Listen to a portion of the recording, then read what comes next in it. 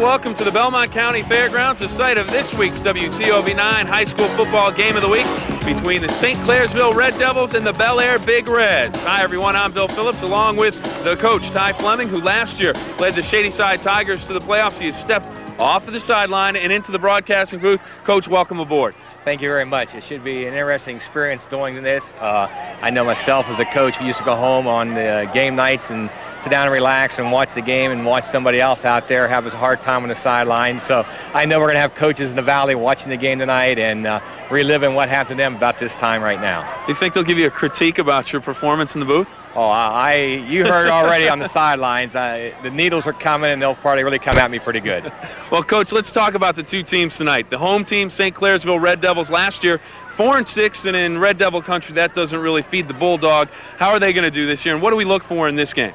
Well, I think Mike got the Devils back on track this year, got an experienced quarterback coming back, even though he's only a sophomore. That's the thing that people here in this sideline is going to have to keep in mind, that he's a young boy out there, 15 years old, got a lot of pressure on his shoulders.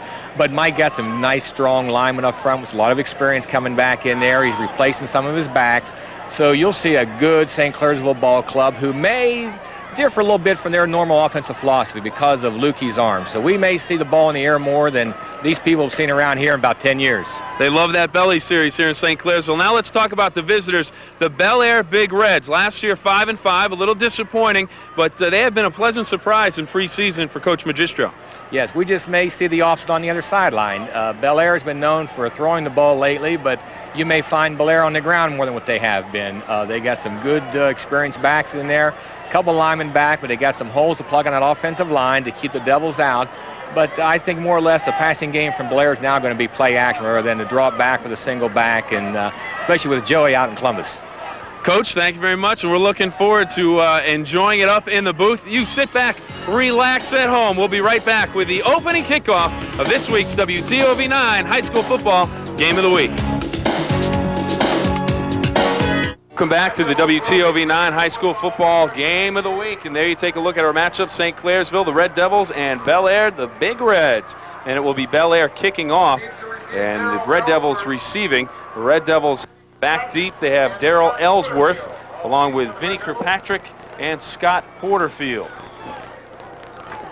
Interesting point is that the Ellsworth boy transferred from Bellaire out here this year, so he's going against his ex-classmates tonight.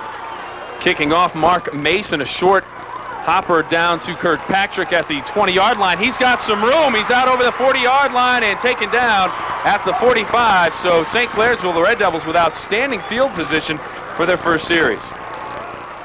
Very important to start off the year with good field position. You feel a lot more comfortable on that sideline knowing that a lot of things can go wrong, but if they do go wrong, you're not going to really give the ball up in that bad a position. Coach, we talked about it. The Red Devils offense led by Marty Lukey. We talked with head coach Mike Young, and he said he's so good he has to remember that he's a sophomore and he still needs to gain some more experience. And it'd be interesting to see what comes here on the first play. If you recall, Coach Young told us that we might have an indication of what the night is going to be like with this opening play of the game. So let's sit back and see what happens here. Double tight end formation. Power eye in the backfield. Lukey with a little play-action pass, looking to pass, and Bellaire not fooled. The Big Reds come up with a sack in the backfield, breaking in quickly and coming in and making the stop for the Big Reds. It looked like Kevin Sawyer getting the tackle. We set the offense right now. Marty Lukey, the quarterback, number 15, Paul Foster at fullback. Porterfield and Schrickle are your halfbacks. Pilling and Schaefer, your receivers. On the line, Scott Jones, Jack Gilman, Mike Drake, Teal, and Jordan. And we have a timeout down on the field. A little equipment repair. Quickly, let's take a look at the Big Reds defense. And we'll take a look after this play as the Red Devils going without a huddle. I formation of the backfield. Lukey on the keeper. He has about 3 on the play before he's bottled up by a host of Big Reds. One of the tacklers in on the play, Chris White, the defensive end. Taking a look at the defense, Scott, Sawyer, McCabe, and White, the defensive line for the Big Reds. The linebackers, a good four linebackers: Brent Smith, Brian Boston, Brian Smith. The Smith brothers are twins, and John Calhoun. Defensive backfield: Tuttle, Pitts, and Coyne. So now that the offenses and defenses are set with 10:28 in the first quarter, it is 3rd and 7 for the Red Devils at just outside of midfield. Ellsworth goes in motion. Handoff, back up the middle, Big Reds right there, and they bottle it up, so it is 3 out and a punt for the Red Devils. Looked like St.Clairsville's inside trapping game there.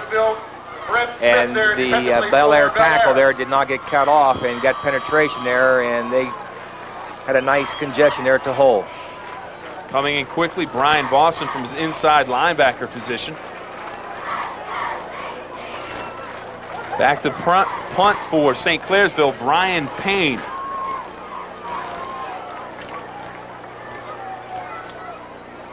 Jason Tuttle back to receive for Bellaire. Spiraling kick comes down. It is picked up by Scott Coyne. He fumbled the football, and it looks like the Red Devils may have it. The officials haven't indicated yet. There is a flag down on the play, and they are unpiling, and no indication yet who has the football. Brian Payne doing the punting for St. Clairsville. We have a motion penalty against the Red Devils, so it will be Bellaire football. And it looks like they recovered the fumble, Coach. Yes, they did, and I wouldn't be surprised if Coach Magistro declines this penalty, takes the ball there on the 29-yard line, even though the punt was only a 26-yarder. But they're in good field position, so I think we'll take the ball out here and be happy with it to start off the year. Let's take a look at the Big Reds offense. Mike Call at quarterback, Brent Smith and John Calhoun, the fullback and tailback. Scott Coyne, a flanker, split end Mike Dunphy, and Tim McCabe is the tight end. The offensive line, Boas, Silverio, Boston, Farmer, and Scott. Good offensive line, some good size up there, Coach. They do. They have some good offensive people there. Bellaire's always been known for their physical line play, so it'll be interesting to see what happens here. Call back to pass, puts it up immediately, has a man wide up on the far sideline, and coming over quickly, Kirkpatrick. He'll make the play, and the reception, Tim McCabe, the tight end. To Tim McCabe for Bellaire Big Reds. Pickup of close to 8 yards. Call it 2nd down and 2. Great opening play here. Penetration, the St. C boys fired up. They just give a quick slip screen out there, and the tackle's kind of slow getting out there, but there's plenty of room for him to run, and it was up to the DB to come up there and take him down on that play, Kirkpatrick. 2nd down and 2 for the Big Reds. Handoff to the tailback, John Calhoun. He is bottled up at the line of scrimmage. Coming up with the tackle for St. Clairsville, Brady Schrickle. Now we take a look at the Red Devil defense. Heath Jordan, Chad Gazda, Mike McKeever, and Mike Drake make up the defensive line. Scott Jones and Greg Hilling, your linebackers. In the backfield, Jack Yeoman, Scott Porterfield, Vinnie Kirkpatrick, Brian Payne, and Brady Schrickle. 3rd down and 2.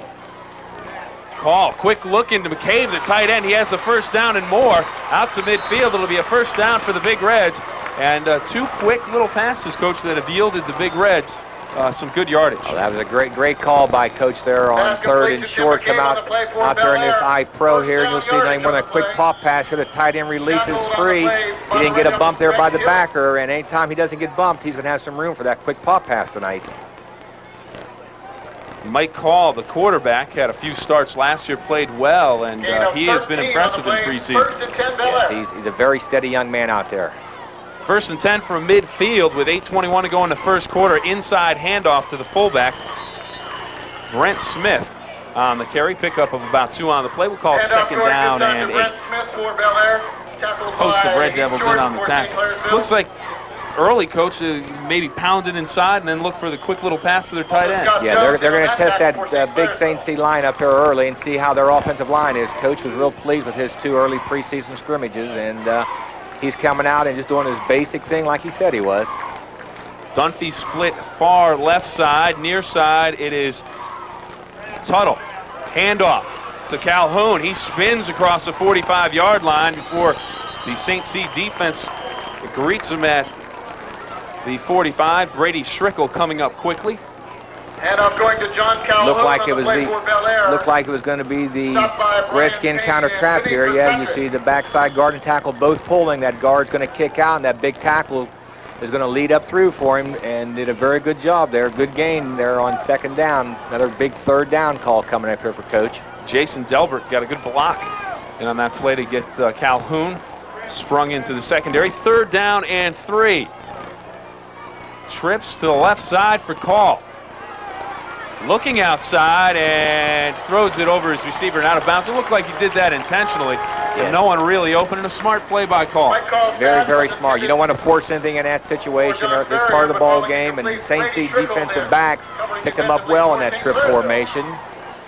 They dropped off in their zones and read Mike very well. Little bump there that went uncalled by the official. He felt it was not part of the action, so normally they'll let those go. Ellsworth back to receive the punt. Nice kick, spiraling kick. Ellsworth will take it at the 15, drops the football, and it looks like he dropped on top of it, so it will be St.Clairsville football. But he came up quickly, and it'll be St.Clairsville with a 1st and 10 from their own 15-yard line. 6:50 to go, and on the Respect scoreboard, there is no score here in the first quarter. Meet the challenge of the future at Belmont Tech today. Help yourself to a brighter tomorrow. Get experience that pays. An exciting, secure future in business, engineering, industrial skills, or health awaits those who are prepared. Find out how to get the hands-on skills you need for a brighter tomorrow by calling Belmont Technical College today.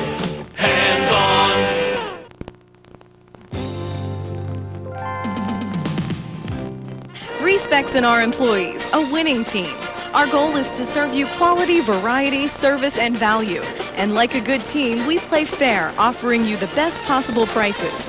We make a team effort at Respects Food Stores. We're Respects Food Stores. We're proud of all we do. Porterfield's Drive-Thru Farm and Garden, your complete supplier of lawn and garden items, bird seed and pet feeds. It's so quick, so easy, and so efficient. You don't even have to leave your car. Off Route 40 between Mall Road and St.Clairsville. Kirk's Homemade Ice Cream is now open. It is the smoothest and creamiest ice cream you've ever tasted. Try Kirk's today. We make it right here in our own store.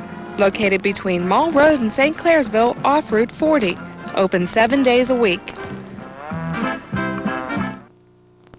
The smartest way to do your homework is Wheeling Distribution Center. Star-Mark means affordable, and Star-Mark cabinets can be found exclusively at Wheeling Distribution Center. 100% solid hardwood in a variety of styles and finishes. All this plus Wheeling Distribution Center offers free measuring and design service. The smartest way to do your homework is Wheeling Distribution Center. Welcome back to the WTOV9 High School Football Game of the Week. Bill Phillips along with the coach, Ty Fleming.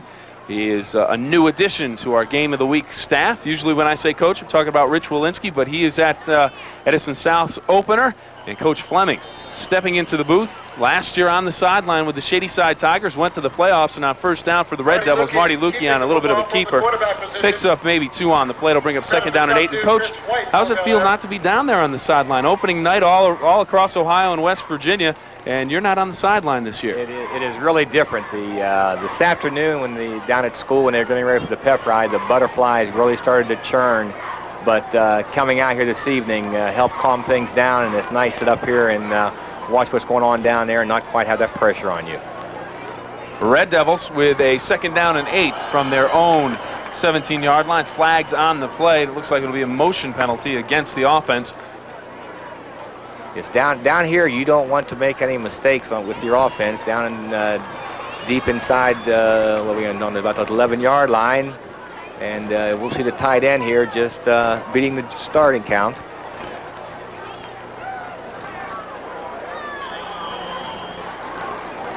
Looked like Lukey tried to go with a hard call on the first signal, and he got a little bit of movement out of Bellaire, but it didn't work well enough. His players jump too. Lukey looking to pass, getting pressure. He finds a man on the outside and coming up with the reception.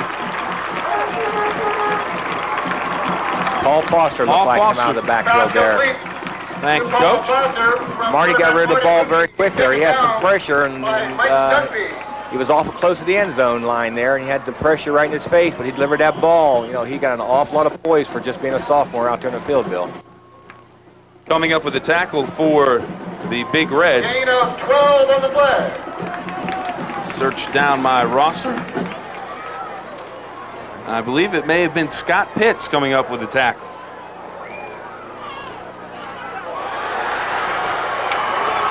I believe he was stopped. Yeah. Trying to go inside again. The Red Devils, they're bottled up, and they will look to punt it away. Their second possession yields nothing.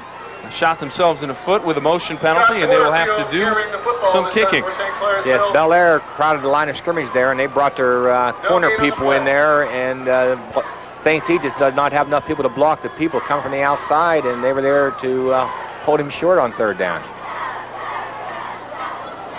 Brian Payne in to do the punting for St. Clairsville. Jason Tuttle back deep for the Big Reds, standing at his own 40-yard line. A bad snap. It gets away from Payne. He picks it up, tries to make something work, throws a left-handed pass.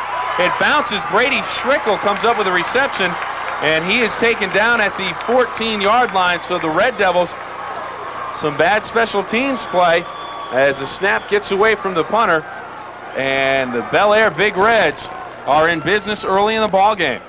This is just the thing that you never know what's going to happen that first game of the year. You can work on this all preseason, but you put the scoreboard there and the fans in the stands, and nerves can kind of take toll on some young boys out there at times. And Bellaire got an awful big break here in the ball game to take one in. First down yardage. Look like Garo Upremian with the pass. Brian Payne, you remember back to Super Bowl number 7. Well, while you're remembering that Miami Dolphin Washington Redskins Super Bowl, we'll take a break on the scoreboard. The Respect Food Market scoreboard. It is still scoreless with 4:48 to go in the first quarter. We are back. The WTOV 9 high school football game of the week, our second game of the week. Last week we had a great one for you. John Marshall and Magnolia got together. Magnolia came up a winner, and they also won the Biggio Yes Team of the Week award, Coach. And this week, who knows, maybe Bellaire or St. Clairsville will walk away with that award. They are our two teams in this week's game of the week. So far, a scoreless ball game, but the first big break goes for Bellaire on the bad snap on the St. Clairsville attempted punt. Yes, we're down here in the red zone now. I think you'll see Bellaire punching that ball at that line of scrimmage 4 straight times. Calhoun takes a handoff. Heath Jordan, the big defensive lineman, one of the leaders of the St. Clairsville team, breaks through and takes down Calhoun for a loss. We did have some flags on the play. We'll have to wait till they sort that out.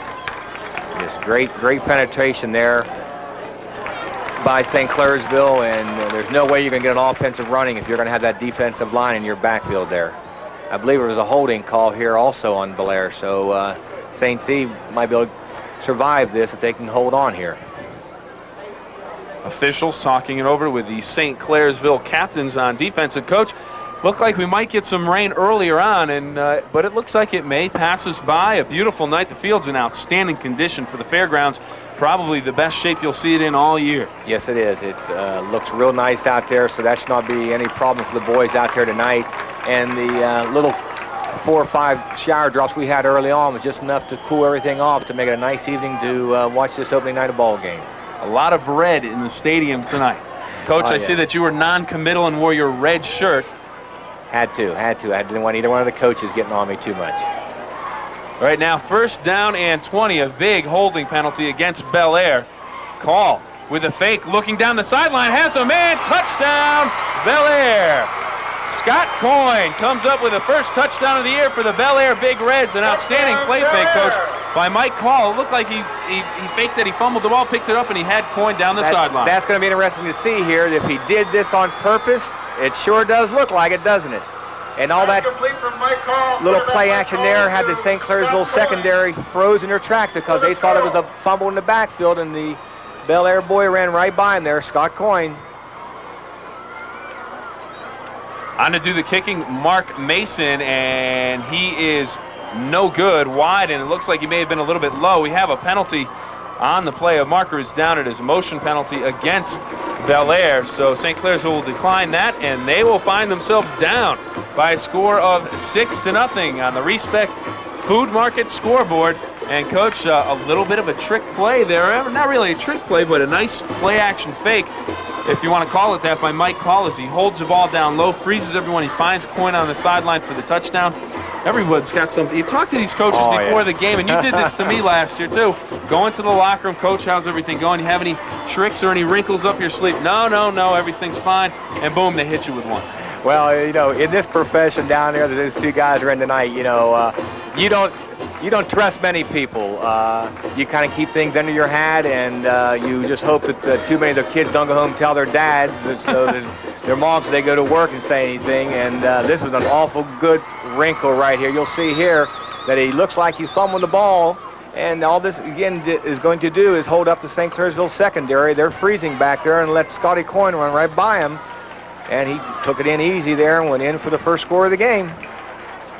There's head coach Mike Young, the St. Clairsville head coach. And I had the opportunity to do our high school football previews this year of both of these two teams, Bellaire and St. Clairsville. And Coach Young made it known to me that this is a big game. He will know exactly where his team is. It might set the stage for what type of season it would be. He really wants to have a good game. The same across the field with head coach John Magistro. The same exact sentiment that this game is a huge game early in the season for both of these teams to find out exactly how good they may or may not be and what type of season it might turn out. Oh, yes, especially with them both being in the same division. Division 3 here in Ohio, as well as being AAA in the OVAC. This game could carry an awful lot of weight later on in the year. Kickoff comes down to Scott Porterfield. He gets to the outside before he is taken out of bounds by the Big Reds. Coming up with the tackle for the Big Reds in there, Josh Ostrander getting a piece of the tackle. And with 3:53 to go in the first quarter, the Red Devils of St. Clairsville will take over at their own 28-yard line with a 1st and 10 with 3:53 to go. Score right now, Bellaire on top. A Scott Coyne touchdown reception from Mike Call made it 6-0. The extra point attempt was no good. Very important now for St. C to put a drive together, take that little momentum away from Bellaire after those quick 6 points there. So wouldn't be surprised to see Coach Young go back to his patent trapping and belly game. Quick pitch goes to Porterfield, has a little bit of a seam, tries to bounce outside. He's taken down.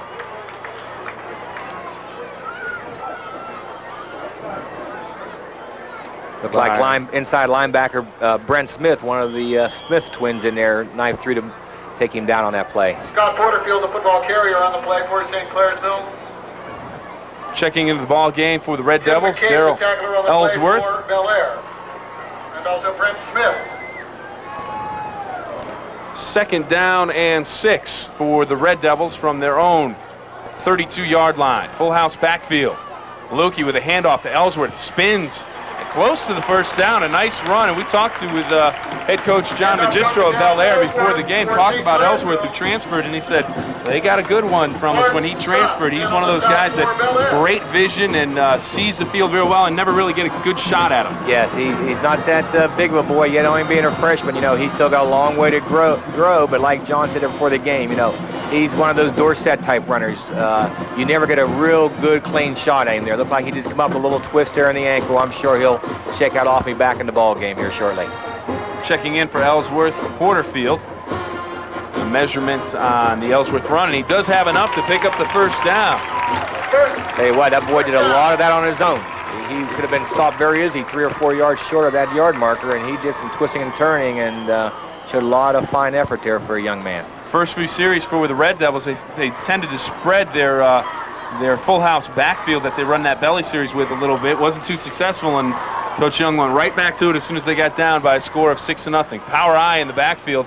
Lukey looking to pass. He has a man open on the near side. He had one open in the middle of the field as well, but the pass is dropped by Greg Hilling at midfield, and I see a flag come down late, and it looks like Mike Drake, number 74, a little bit upset with the call, so I would guess that it's going to be against the Red Devils. You see the good play action here. They got the little waggle with the guard coming out. He got the containment broke, and he had 2 receivers to pick from.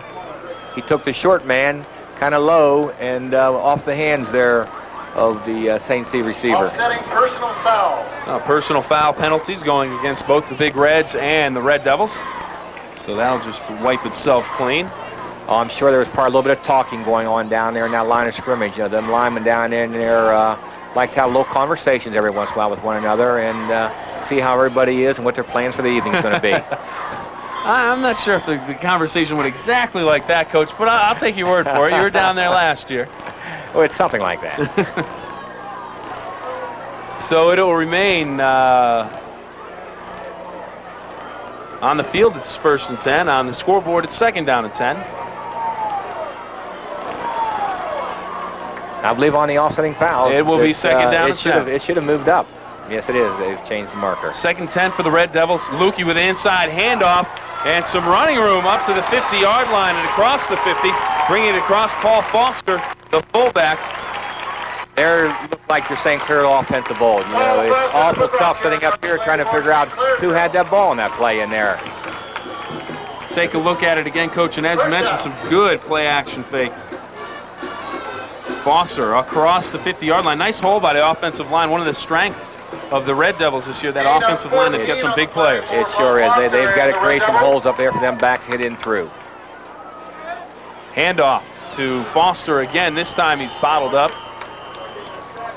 Having spent a lot of time in the years with the coach who was here before my coach, Strager, coach is one of the deans here in the Valley, and he was awful helpful with any young coach come along. That was his old swing 5 play, and this looked like the back didn't quite make it outside the tackle where the hole was supposed to be. Porterfield checks out of the ball game for the Red Devils, checking in Ellsworth, bringing in the offensive call for 2nd down and 9 for the Red Devils. Clock rolling, 1:21 to go in the 1st quarter.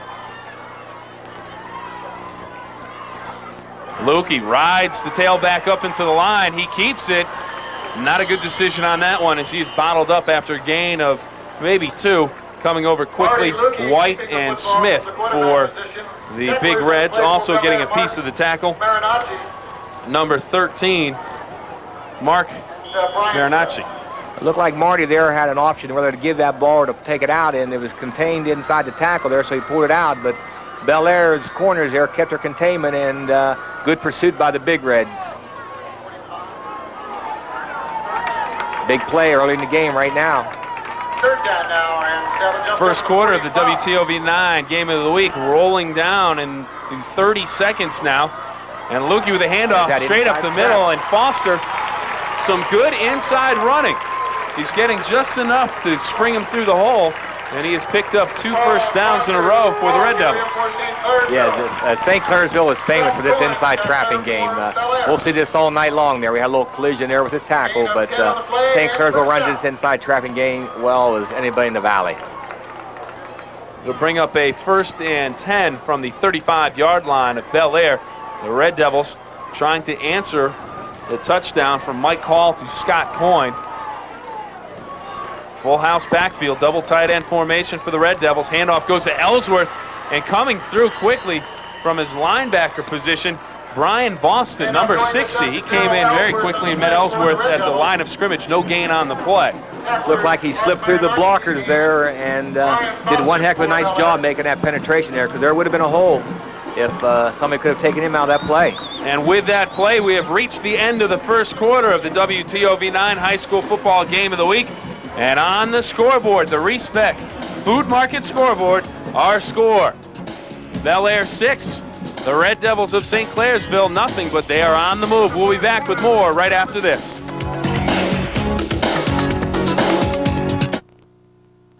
And welcome back to the WTOV9 High School Football Game of the Week on the Respect scoreboard. It is 6-0. Bellaire on top. A 20-yard touchdown pass about midway through the 1st quarter from Mike Hall of the Big Reds to Scott Coyne. He comes up with a touchdown, and it's 6-0. The extra point was no good, but right now the Red Devils coach trying to answer. And to start the 2nd quarter, they are about 35 yards away from pay dirt. And They have gone back to their belly series. Yes, like we said earlier, this was a very important series here for St.Clairsville to try to take some of the wind out of the sails of the Big Reds, and they've done it by keeping that ball on the ground and trying to punish that Bellaire interior line. But as we mentioned earlier, and the fans will see tonight here, if they watch these interior people of St. C, you're going to see a clinic on how the trapping game should be run. Well, Coach, I'll tell you what, if you want to see some football this weekend, WTOV9 is the place to be. Not only do we have the WTOV9 Game of the Week each and every Friday, we will have tomorrow an NFL preview special at 2 o'clock. That should be a good one. In college football at 3:30, the Notre Dame Fighting Irish and Northwestern, plus much, much more later on. We'll tell you about that in just a little bit. 2nd down and 10 for the Red Devils. Handoff going inside, and it looks like Porterfield on the carry. He's bottled up after a gain of about 2 on the play. It'll bring up 3rd down and 8. For St.Clairsville, Brent Smith. I'll tell you what, that belly series can be confusing. You have a good quarterback like Marty Luke. You can really make the play action fake into his fullback, then to his halfback, look for the pitch or keep it himself. And you really have to be quick with your eyes up here to make sure you get it requires an awful lot of practice time and an awful lot of work on all 4 of those backs back in there to carry it out. Not just the quarterback, but those backs have got to carry out their fakes and look like they have the ball as well. And they block for each other well. 3rd and 6 for the Red Devils. Handoff to Ellsworth. Tries to skip through the hole, but he is bottled up. Brent Smith, the linebacker, coming across and putting the stop on Ellsworth. Pickup of about 2 on the play. It'll be interesting. Coach, in this situation, do you go for it? Oh, yes. Down in about 4. You're deep inside Bellaire territory. Down in here. You're in 4 down territory right now, and you're too far away for a realistic chance of a field goal. So Mike already knew on that play before that what his call was going to be here in this situation. You're usually thinking 2 downs ahead. You always got to be thinking what's going to happen on that 4th down call. Very important call right here starting this 2nd quarter. 4th and 3, Red Devils with a full house backfield. And we have some motion, we have some movement, and it looks like Bellaire may have jumped offside, but Bellaire's claiming that St.Clairsville moved, and they did indeed. So the penalty will go against St.Clairsville, so that hurts because they had Bellaire jumping. Yes, I think that what we'll see here is that the quarterback got just a little carried away there in his motions. You know, the ref will give the quarterback a little bit of leeway. But see, there's too much moving there. The center's moving a little bit. And anytime that quarterback moves and his hands moving up underneath that center, you know, it's just natural. That center's got to move a little bit. And Marty was trying just to put a little bit too much emphasis on that call. So it'll bring up, instead of 4th and 3, it'll be 4th and 8 for the Red Devils. Completely different play call now for Coach Young. Lukey looks to pass, looking downfield. He scrambles out of the pocket, and he's taken down. Coming up quickly, Smith from his linebacker position along with Chris White, the defensive end. They put a stop to the Red Devils drive on 4th down, and it'll be Bellaire Big Reds football. And also Chris White going the other way. Yeah, I think we'll see here that, you know, a lot of credit goes to that Bellaire secondary too, because they stuck right with the 2 receivers. You know, he pulled out there and had plenty of time to look. There was just no one to throw the ball to. Every time he saw a red shirt, there was a white shirt running right beside it there. Good pursuit by the Big Reds again. Coach, I talked with John Magistro, the head coach for the Big Reds yesterday, and he said the one thing that you have to do against the belly series, you have to have each man assigned to someone else, and you have to make sure that they stick with their assignment, and so far the Big Reds have done just that. That, and make sure that secondary keeps their eyes out of the backfield. You know, it becomes so confusing. You're looking back in that backfield. Calhoun bounces to the outside. Schrickle comes up quickly and gets a hit on him. Knocks him off balance, and coming up, Brian Payne from his free safety position to finish off Football carrier Calhoun for Bellaire Big Reds. Yeah, John's a good hard-nosed runner. He's not huge in size, but you know, a lot of times you can't weigh the size of that heart inside of a young man, and John's a great example of that. He's a hard, tough runner, and we're going to see a lot of him tonight picking up some yardage. So far, Brady Schrickle from St.Clairsville has played himself an outstanding ball game. He's been involved in a number of tackles. 2nd down and 9 for the Big Reds, and it looks like Payton almost had himself an interception call, getting some backside pressure from Mike Drake. Unloads, but it's low. Payne can't hold on to it, so it'll remain Bellaire football. Yes, might have been a poor choice there. He might have been better off going ahead and trying to get outside on his own and trying to pick up some yardage here, because there was good coverage on their deep receiver, and the short man there had several doubles in their area. And so a lot of times like that, the boy has a lot of confidence in arm, wants to force it in there, but I'm sure John will tell him when he goes to that sideline to pull it down and get what he can get out of it and keep the ball. Scott Coyne checks into the game with the play. Coyne splits out to the far side. Near side is Mike Dunphy. I formation. The fullback is Brent Smith. The tailback, John Calhoun. Fake to Calhoun. Call looking long down the other side, and it will fall incomplete. The intended receiver, the tight end, Tim McCabe, who came all the way across the field from his right tight end position, but it falls incomplete. It'll bring up 4th down in a punting situation for the Big Reds. Very well designed play here by the Big Reds. They drug that tight end, but they brought him deep to that secondary where that safety man would bite over here on the outside receiver and his flanker run down the sideline, and they try to sink that tight end down the center of the field, just slightly overthrown.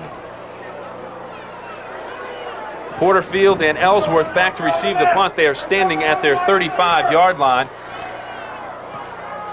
And Brian Smith with a kick, a spiraling kick, comes down to Ellsworth at the 40. He's across the 50. If he cuts it back, he could go, bumps into his own man, and he is taken down at the 30-yard line. We have a flag on the play. We'll wait and see what the call is. From the reaction of the St.Clairsville coaches, looks like it may have been against St.Clairsville, but I am wrong. It is against Bellaire. And the penalty will be declined by St.Clairsville. So the Red Devils with good field position, they trail it right now on the Respect Food Market scoreboard by a score of 6-0. Johnny was just born when we joined the health plan. That was over 12 years ago. Today, I still haven't learned everything about an HMO, but I do know when my wife, kids, or I visit our doctor, all we have to do is present our health plan card and make a small copayment. The doctor takes care of us, and we seldom see a bill. No paperwork either. To me, that's how an HMO should work. That's what's important to my family, and all I really need to know. For the real taste of San Francisco, there's nothing like sourdough bread. The secret behind the new Hardee's Frisco Burger, the thickest quarter-pound burger in the business. Melted Swiss cheese, sizzling bacon, and sliced tomatoes, all on grilled sourdough bread. Or try the new Hardee's Frisco Breakfast Sandwich. That's ham, egg, and cheese on grilled sourdough bread. That's a taste worth coming back for. So what are you waiting for? One of these to come and get you? Are you ready for some real food? Hardee's. My daughter, what a girl. She seemed to have it so together. A real straight-A student, dependable, trustworthy, and a real go-getter. I'm so proud of her. But lately she's been withdrawing from everyone. She's often tense and tired, missing school, and seems depressed and angry. I don't know what to do for her. Making the grade can be stressful for some kids. If someone in your family is having trouble coping with life, ask for help. Call Fox Run Hospital. At Convenient Food Mart, you're gonna see the store that's right on the money. Right on the money. Servicing more. Everything you're looking for. You'll always find a smile when you're walking down any aisle. At Convenient Food Mart, you're gonna see the store that's right on the money.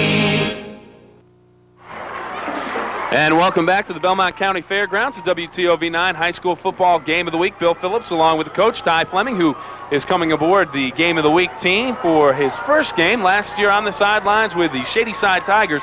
Took him all the way to the playoffs before losing to Woodsfield in a game that was played right here at the Fairgrounds, coach, and the field in a little bit better shape tonight than it was at the end of last season. As Marty Lukey keeps on first down for the Red Devils, he is taken down after a gain of about 3 on the play, but up here in the booth, I know you're getting the needles from around the valley right now, probably getting telegrams and phone calls at home from all the other coaches. No, not yet, but before the game there, you was down there, you heard the Bellaire staff and the St. C staff there putting the needles to me pretty good here. And you'll see here on this play now that the Ellsworth got to the wall, and St. Clairsville had a nice wall set up here on the sideline. Their lineman came in, And Bellaire safety man back there saved 6 points. Ellsworth, a good one. Handoff goes to Foster, the fullback. He is down to the 25-yard line of Bellaire. It'll bring up 3rd down and about 4. And you talk about some good players, and you saw one of them tonight before we came into the stadium, Lance Mell. You coached him when he was at Bellaire, and of course there's some great tradition from both of these teams. Some fine players, Tim Spencer out of St.Clairsville, one of the best the Valley has ever produced. So these two teams, rich in tradition. Oh yes, and the fans come to expect that. You know, they come to watch the kids play. They know the kids are going to put on a good show for them and do what high school football is all about, and that's have a good time out there and play their hearts out. 3rd and 4 for St.Clairsville. Handoff to Porterfield, and he will stretch close to the 1st down. If he gets a generous mark, maybe close enough for the 1st down. To Scott Porterfield for St.Clairsville. Well, if we were John Madden here, we would say that this was a left foot mark because the official did put the ball by his left foot. So, and if you get a left-footed mark, that's the good foot to get. No, it's the right foot. The right foot. The right foot. It'll bring up 4th down. We're talking about this wing official. First down will come up. Okay, and they're going to bring out the change, and I think we have a timeout down on the field. They're not going to bring out the change. Not close enough to measure. No, Coach Young wants to make sure of this play right now. It's 4th and very short. He's down here on the 21-yard line, so he wants to make sure there's no mix-ups with his offense. And extremely, I know I've said this several times, but at this point in the season, you know, you want to go in that locker room at halftime. You want to go in there dead even or get a chance to go up by a point. So this is a very, very big play here from Coach Young. And you want to make sure that he got his communication on the field done right.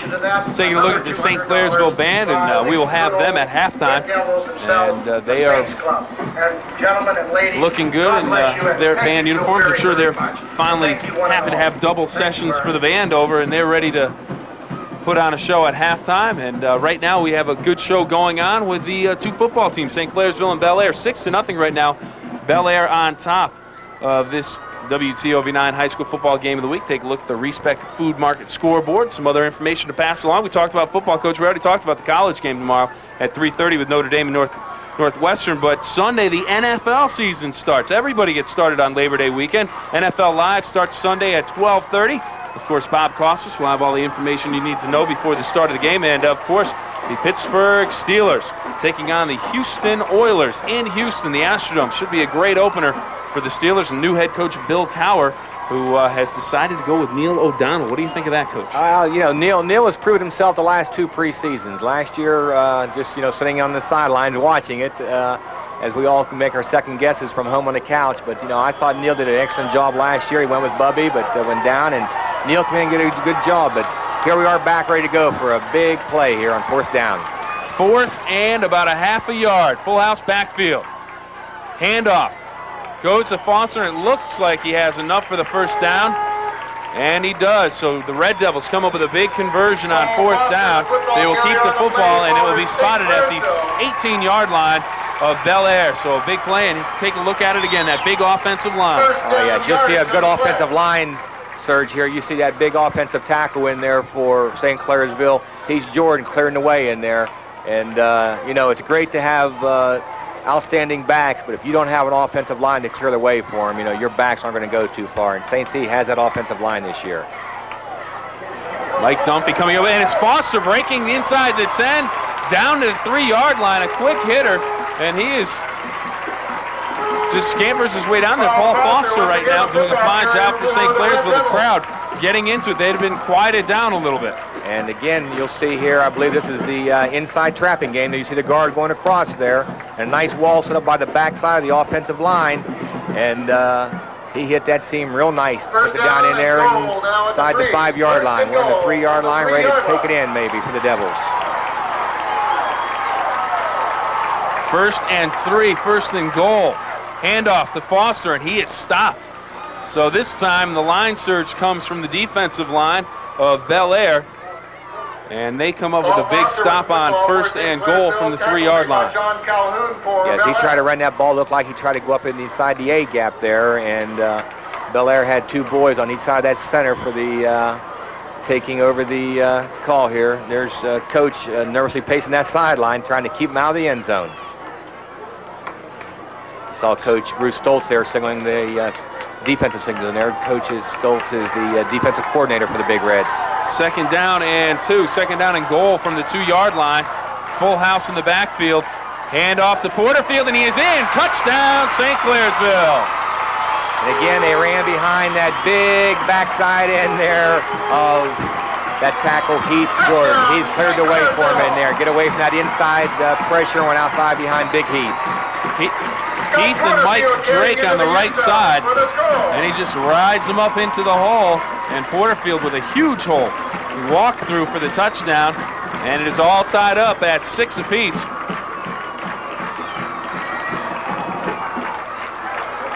Looks like the Devils are going for 2 right now. And the footballs go flying into the stands here in St. Clairsville. And cheerleaders throwing a number of footballs into the stands as the Red Devils get set to go for the 2-point conversion. Lukey with a quick pitch to Ellsworth, and he will cut it to the outside and be taken down. Nice open field tackle. Coming up quickly, Mike Dunphy. And a nice play. It looked like if he'd cut it back inside, Coach, maybe he had a shot at diving over the goal line. Decided to bounce outside, and he is stopped on the 2-point conversion. So we remain tied at 6 apiece on the Respect Food Market scoreboard. We are all tied up in the WTOV 9 High School Football Game of the Week. That's a youth mistake. He was trying to use his speed to get to that corner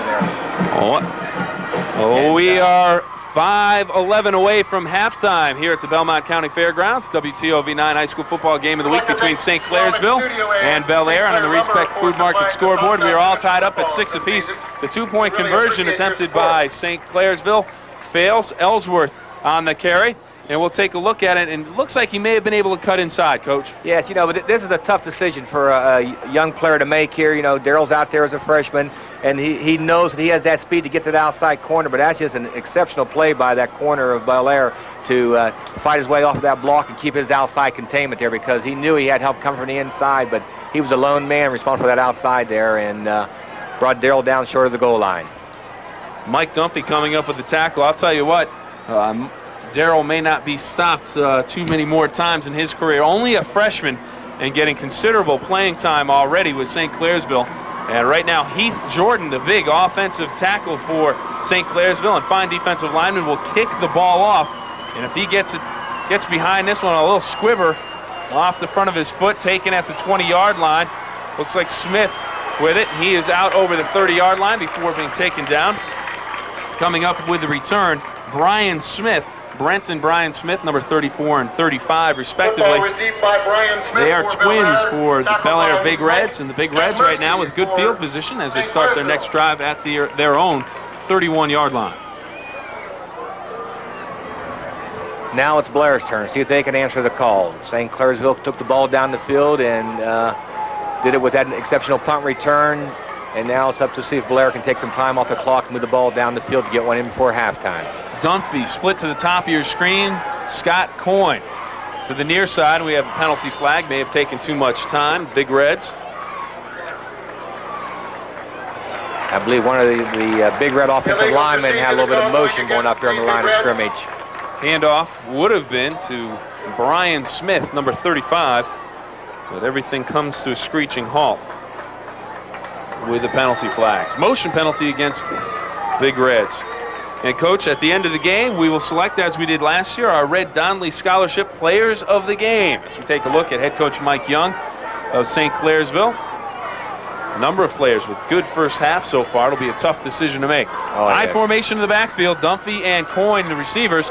And it's a quick look to Dunphy on the near side. Gets by Kirkpatrick, but Kirkpatrick quick enough to get a hand, and he throws him out of bounds on a flag after the play. And yes, I believe you'll see here that one of the St. C pursuit people came in a little bit late on the POW after he was already down and out of bounds.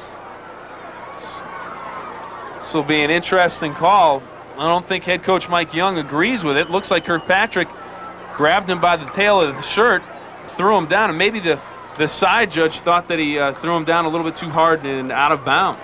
No, I don't think Coach Young is too upset with the official. I think he might be a little bit upset with his second young man's judgment coming in here late on the ball. You got a guy down like this, you preach and preach your kids and stay off of them there. It did look awful close, like that St. C boy was trying to miss the Bellaire boy on the sideline. So that's a close call there by the official on the sideline. They got a tough job down there. Not a bad call, though. It really keeps everyone in check. They're not going to let the game get out of hand. They're going to be in control of it. Dunphy to the far side, Coyne split to the near side, handoff to Brian Smith, and he is stopped immediately at the line of scrimmage. Good penetration by that St. C front people in there. Hand up going to Brian Smith for the Big Reds. Killing in McKeever. Taking a look at it again, and just comes up and hits a wall.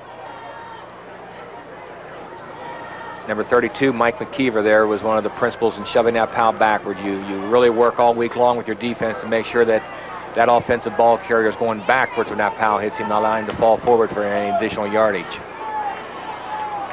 Slot right for the Big Reds. Dunphy and Tuttle, and call. Quick little look, screen back to McCabe, his tight end. He's got some running room across the 40-yard line, and he's taken down at the 35-yard line of St. Clairsville, coming back to get in play and make the tackle for St. Clairsville, number 70, Ryan Teal. And a good play by Teal to get back involved in the play. Came all the way across, good pursuit.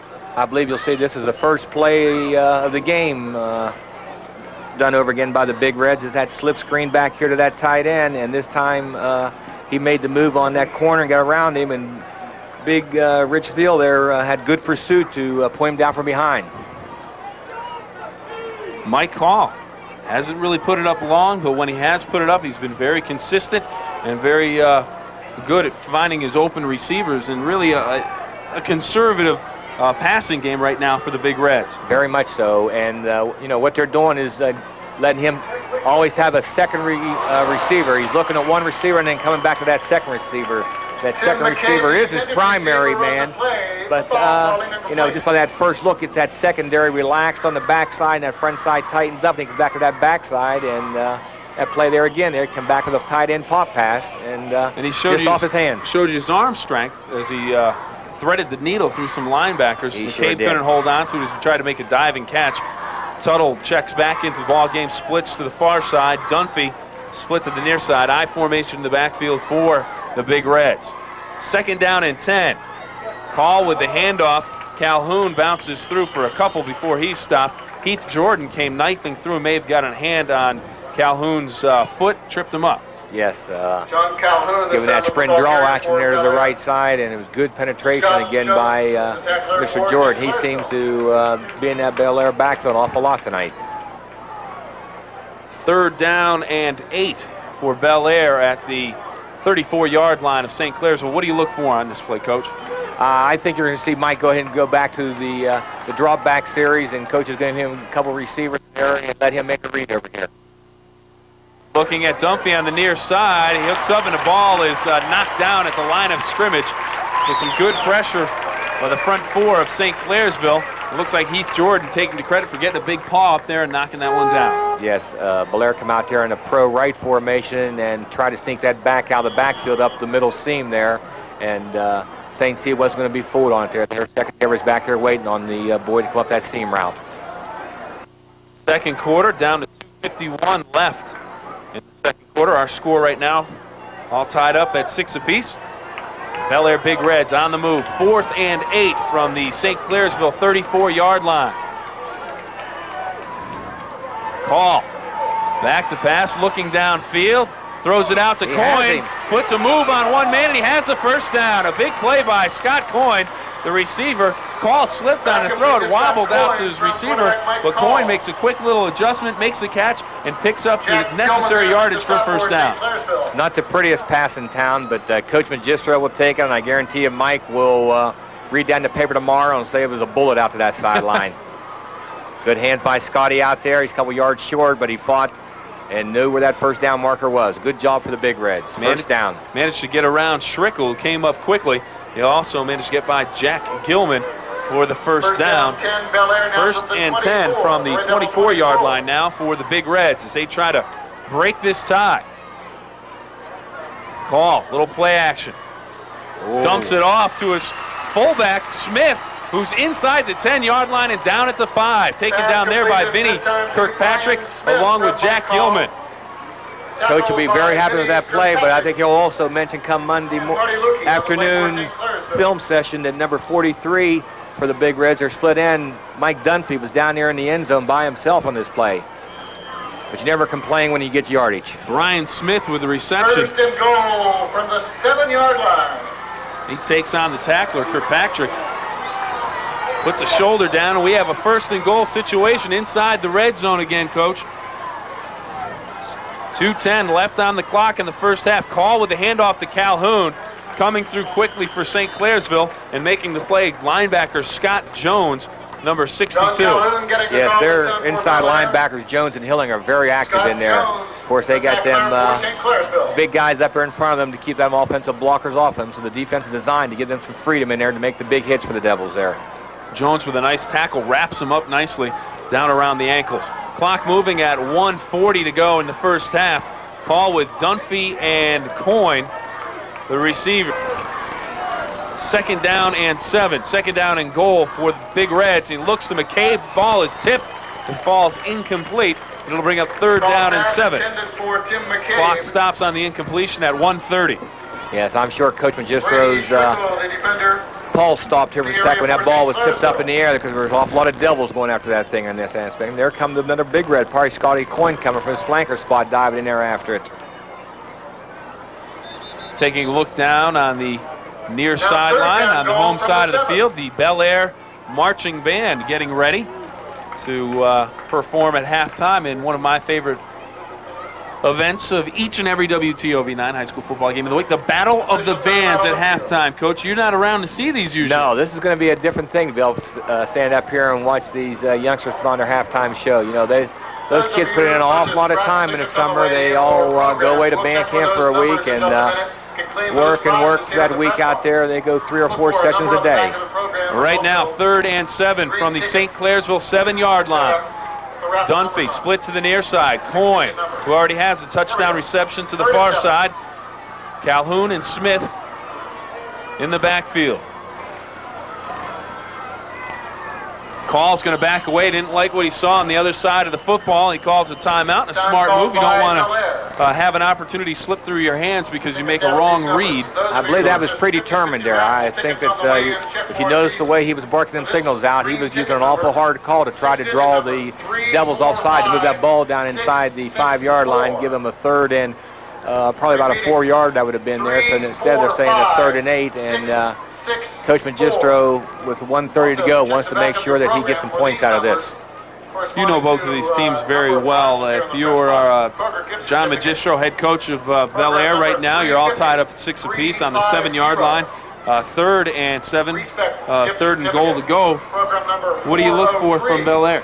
I look for John to be very conservative down here. With the location of that ball right now with 1:30 to go in the half, I think he'll be conservative because he does have a pretty good kicker. We was watching there in pregame, and he was booming that ball from back here inside the 30, 40-yard line. So I wouldn't be surprised if he's kind of conservative now to get the ball set up in the center of the field and be happy to go into halftime with a 9-6 lead.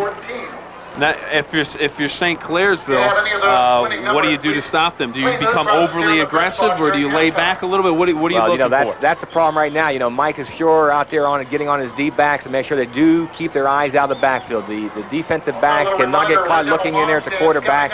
If they are, they're going to get a quick slant pattern or quick out by that outside receiver out there. So the Devils have got to be concerned with the inside. And of course, Mikey being a good runner, you know, he could pull it out and come outside of the thing. But I really be surprised. Oh, look, I'm wrong already. Fans will tell you that all the time. I'm always wrong on that sideline. Here's Bellaire coming out in trips. Ace backfield. Trips left. 3rd and 7. Call back to pass. Has a man in the corner of the end zone. Goes for Dunphy. 2 men go up. Who has it? Touchdown, Bellaire. Dunphy and Kirkpatrick wrestling for it in the back of the end zone. Kirkpatrick thinks he had the catch. The receiver gets the call from the official. It is a touchdown. The Big Reds come up with a big reception. You have to like the determination of Mike Dunphy going up and taking the ball away from the defender. But Kirkpatrick, he can make an argument that says, I made the catch. Yes, but when you have that simultaneous catch like that, the ball goes to the offensive receiver. So as long as both boys come down with their hands on the ball, the official is bound by the rules to give it the ball to the offensive man. Hope he can catch it here. You see him on the ground wrestling for it. Meanwhile, the kick was no good. Extra point is no good, so we have a new leader in this one with 1:23 to go in the half. It is St. Clairsville trailing Bellaire by a score of 12-6. The Bellaire Big Reds take the lead on 2 touchdown passes from Mike Call. The first one to Scott Coyne in the first quarter. The second one to Mike Dunphy in the second. And right now on the Respect Food Market scoreboard, it is Bellaire on top by a score of 12-6. It'll be a hard pill for the Red Devils to swallow going in the locker room at halftime here. Of course, there's a minute 23 to go, and with the exciting backs that the Devils have, you know, you never can tell what can happen. We saw the last time there on the kicking game that the Devils got the ball down inside the Bellaire territory by making a big run back on a kick. So let's see what happens on this kick. 1:23 to go in the first half. I'm Bill Phillips along with Coach Ty Fleming. WTOV9 High School Football Game of the Week this week coming to you from the Belmont County Fairgrounds. Bellaire and St. Clairsville. But of course, we don't stop here, Coach, all season long. Some great games of the week next week. Oh, boy. And we have a couple of dandies, a double dipper for you. First on Friday night at 11:45, immediately following Sports Friday, Weirton at Wheeling Park. It should be a good ball game. Weirton got off to a solid start in their first game against Oak Glen, coming up a big winner. And Wheeling Park, 1 second away last year from winning it all in the state of West Virginia. That should be a dandy. 11:45, John Ziegler will have all the action in that one. And then on Saturday night, I will be joined by our other coach, our other resident coach, Coach Rich Walensky, for the Wintersville-Steubenville Central game. That one will start at 11:30 following News 9 Night View next Saturday night. Right now, with 1:23 to go, Bellaire may have made a mistake on the kickoff. A quick kick by Mark Mason. It hits an up man at the 50-yard line.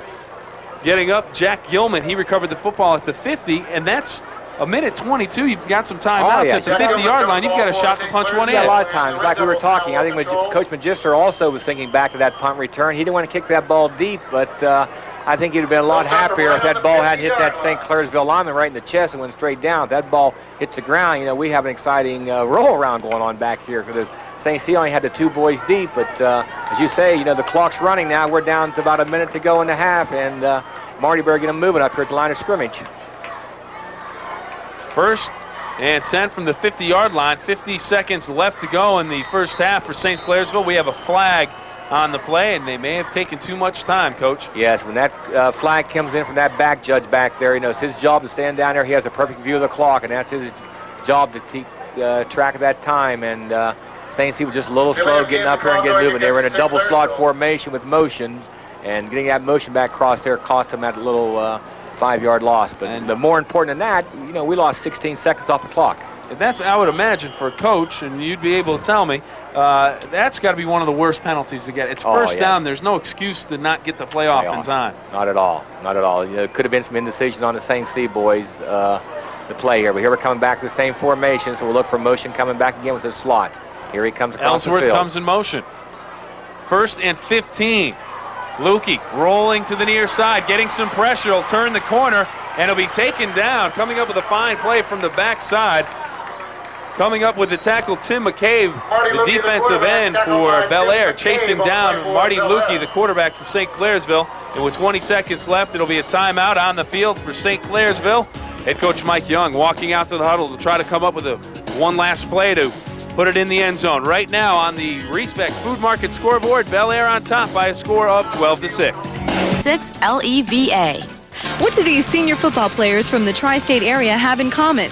They all felt it was worth the drive to have their senior pictures taken at Rat and Cheese Photography in Bellaire.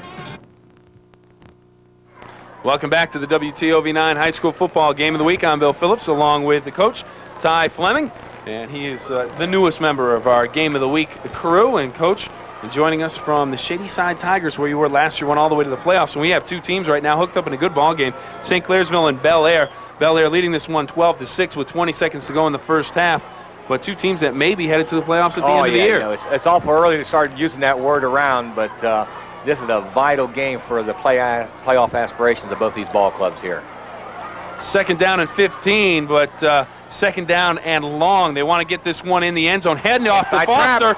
He's got some running room, and he is taken down at the 38-yard line by Mike Dunphy. Foster with a nice run. He has the 1st down. They will move the chains with 13 seconds to go in the first half.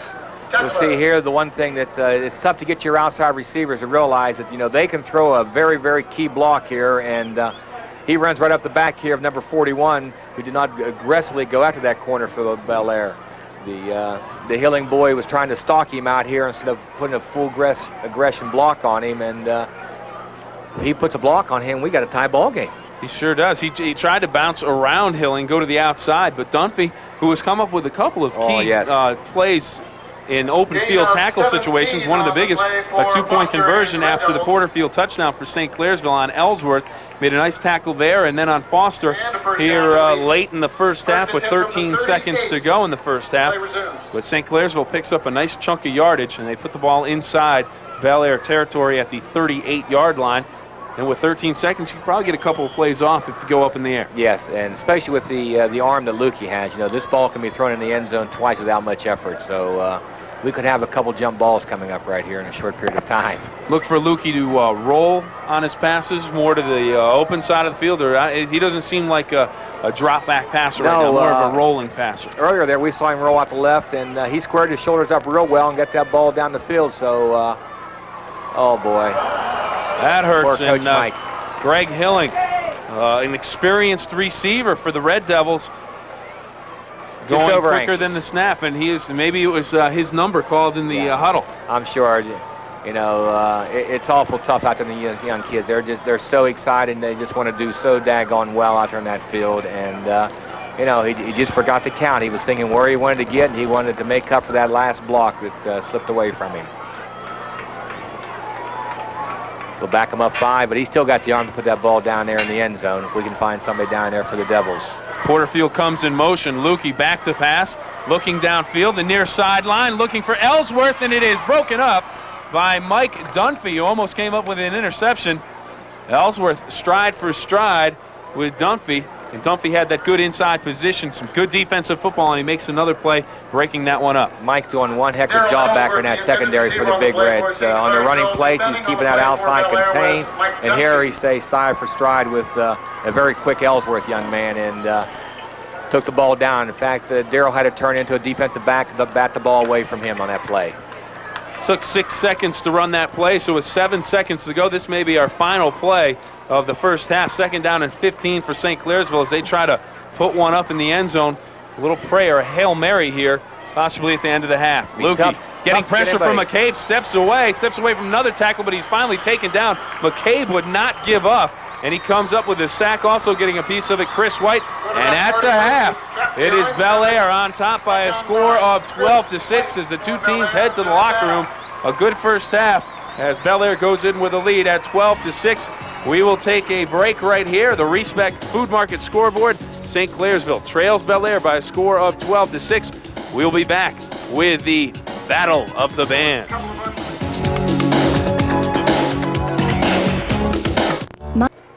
And welcome back to the WTOV9 High School Football Game of the Week. It is halftime, and on the Respect Food Market scoreboard, it is St. Clairsville, the home team, trailing the Bellaire Big Reds by a score of 12-6. The difference in this one, 2 Mike Call touchdown passes for Bellaire. First in the first quarter, hit Scott Coyne from about 20 yards out. That made it 6-0. The extra point was no good. And then in the second quarter, he hit Mike Dunphy with a touchdown pass, 7-yarder, and that made it 12-6. The St. Clairsville touchdown coming courtesy of Scott Porter as he dove into the end zone. And right now, that is our score, 12-6. The Big Reds on top of the Red Devils on the Respect Food Market scoreboard. Right now, however, it's time to go down to the field for the Battle of the Bands. Our first band tonight, Bellaire.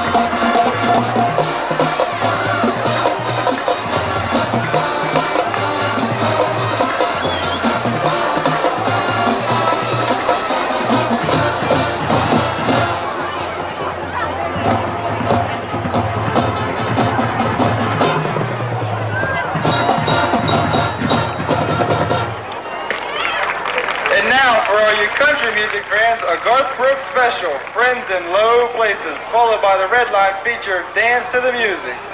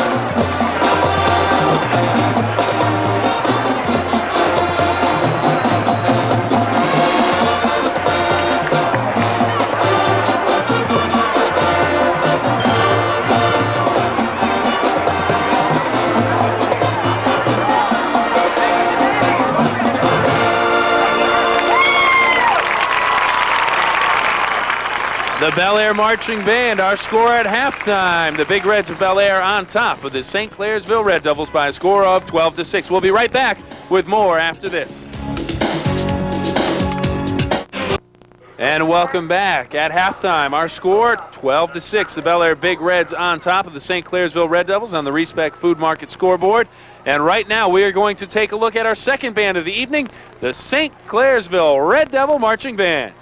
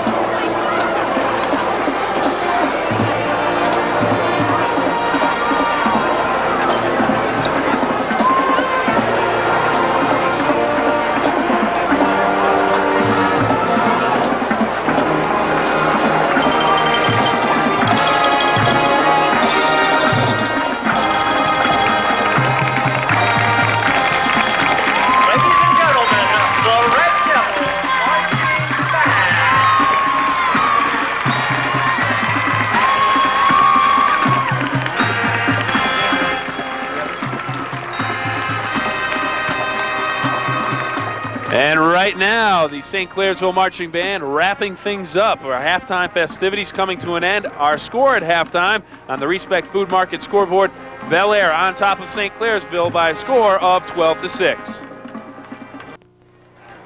And welcome back to the WTOV9 High School Football Game of the Week. Bill Phillips along with Coach Ty Fleming, and Coach Fleming making his first appearance with WTOV9 in the Game of the Week. He will be with us next Friday night. We have a great one for you, Coach. Weirton at Wheeling Park, and that'll be tape delayed broadcast at 11:45. And the next Saturday, I'll be along with Coach Walensky, and we will have the Wintersville-Steubenville Central game. So a couple of good games coming up next week. But right now, we are ready for second half action. And on the scoreboard right now, it is Bellaire on top, 12-6, and they will get the ball to start the second half. Heath Jordan to kick it off. A good kick, and it bounces at the 10-yard line, will go out of bounds at the 4-yard line. Got some good leg into that one, unfortunately went out of bounds. Yeah, his leg's a lot fresher on that kick coming out of the locker room than it was at the last time there when he kicked off. You know, the legs have a tendency on them kickers. They're on that field going both ways. They kind of die out as the quarters move along, you know that. Now, Coach, we talked about it just before we came back from that last break. We talked about just maybe being season opener, a little bit tight in the first half. We've got some points up on the board, so all the players have that feeling of success. They've been able to stop the other team a few times. They've been able to put some points on the board, so everyone feeling a little bit good. I'm expecting a better half because maybe everyone's going to be a little more relaxed. Yeah, I think we'll see a lot better play at half here. You know, the jitters should be out of the way by now, and we're down to playing some good ball right off the bat here. Let's see what happens with the Big Reds. Mike Hall, the quarterback, will lead the Big Reds out of the huddle. Inside handoff to Calhoun. Bottled up after about 2 on first down. Will bring up second down and 8.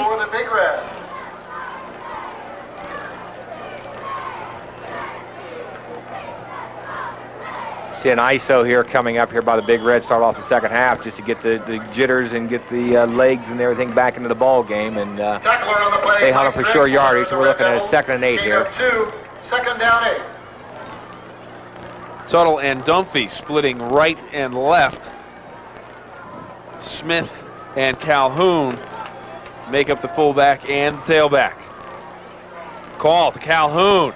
And coming across, making a nice play at his linebacker spot for St. Clairsville, Scott Jones came knifing in and wrapped up Calhoun on the play. Mike Drake also getting a piece of the tackle. Yes, and you saw the leg strength here of Calhoun. You know, they had him. He just kept fighting, trying to fall forward there. Picked up about a yard, so we're looking at 3rd and 7 now. But you can see there the good penetration by the Devils, and here comes the extra help in there. But notice that John fell forward with that plus yardage. Looking here at an eye pro right. 3rd and 7. Call with the play action fake. Looks downfield for Coyne. He has him, and he may have gotten a foot in. And if he did, some great concentration and quick footwork by the little wideout for Bellaire, Scott Coyne. And he already has a touchdown catch. And Coach, a great play to keep the feet in bounds. Oh, yes, great timing here. You'll see that Mike gets a good deep drop here. He's back here on that 9-step drop, buddy, and I'll tell you what, he puts that ball on a rope out to that sideline, and Scotty pulls it right in and drags the feet in bounds. Good first down to start. Schrickle on the coverage, and it'll be 1st and 10 from the midfield stripe for Bellaire. Coyne stays in the ball game. Dunphy splits to the left side. McCabe started on the right end and moved him over to the left end. Got a little confusion here with the Bellaire receivers. Who's going to end up there with an ineligible receiver by the tight end flipping sides there. Mike wanted to move him over to the left side, and then we ended up not having enough men on that line of scrimmage, and we was going to have some ineligible receivers for the Big Reds. I think they had everyone confused. It looked like St. Clairsville was a little confused as well. Everyone's talking to each other, and a good timeout by call. You don't want to, on the first drive of the second half, you have the ball at the 50-yard line. You don't want to get a delay of game penalty or a motion penalty because you're not sure of what you're doing. So the coaches will get to talk to their offense and defense. And 10:34 remaining in the 3rd quarter. Our score 12-6. Bellaire on top of St. Clairsville. And everybody having a great time tonight, Coach. And the rain that kind of came through, a little sprinkle earlier, has stayed away. The crowd, capacity crowd, standing room only around the fence down on the field. It's St. Clairsville cheerleaders getting everyone on the home side fired up and away across the field. The Bellaire cheerleaders doing the same. So everybody having a good time on the opener. St. Clairsville and Bellaire, our second WTOB9 game of the week. You better believe you had to get early to get a seat, because there's not a seat any place around. There's a lot of people standing up along the fences. Call, play action pass, rolls back, and he is taken down. A good play, coming in quickly from his defensive end position, Mike McKeever, number 32. Big play for the Devils, going to take them back here into 2nd and 20. If McKeever doesn't make that play, Call has all kinds of room to run if he wants and plenty of time to throw. But you notice here, Mikey comes out here without a guard or a tackle or anybody coming out here to protect him. You know, there's what we call the old naked boot, and good play by the St. C outside man there to come up and take him down. One of the reasons why football players lift weights, to make sure you can hold on and take the guy down. Right. McCabe, and he drops the ball, goes incomplete. It'll remain 2nd down and 19, but one of the reasons you have to have good hand strength. If all you have is the shirt, you have to be able to hold on and make the play. It sure is. You tell them people out there like that, you know, the tackle doesn't have to be pretty as long as you take him to the ground. That's a tough pass there for the tight end. You know, it's coming through the linebacker's hands, and you know he's seen all kind of hands and everything, and that ball's coming in there at a pretty good rate of speed. You know, that's not one of them little soft touch passes downfield. That's a line drive zipper, buddy. 3rd and 19. Call with good protection, looks downfield for Coyne, and it's off his hands, and it falls incomplete. Like the St. C defender there lost sight of the ball, and Scotty knew where it was, and during the air came up with a very big catch there. On the coverage, Kirkpatrick.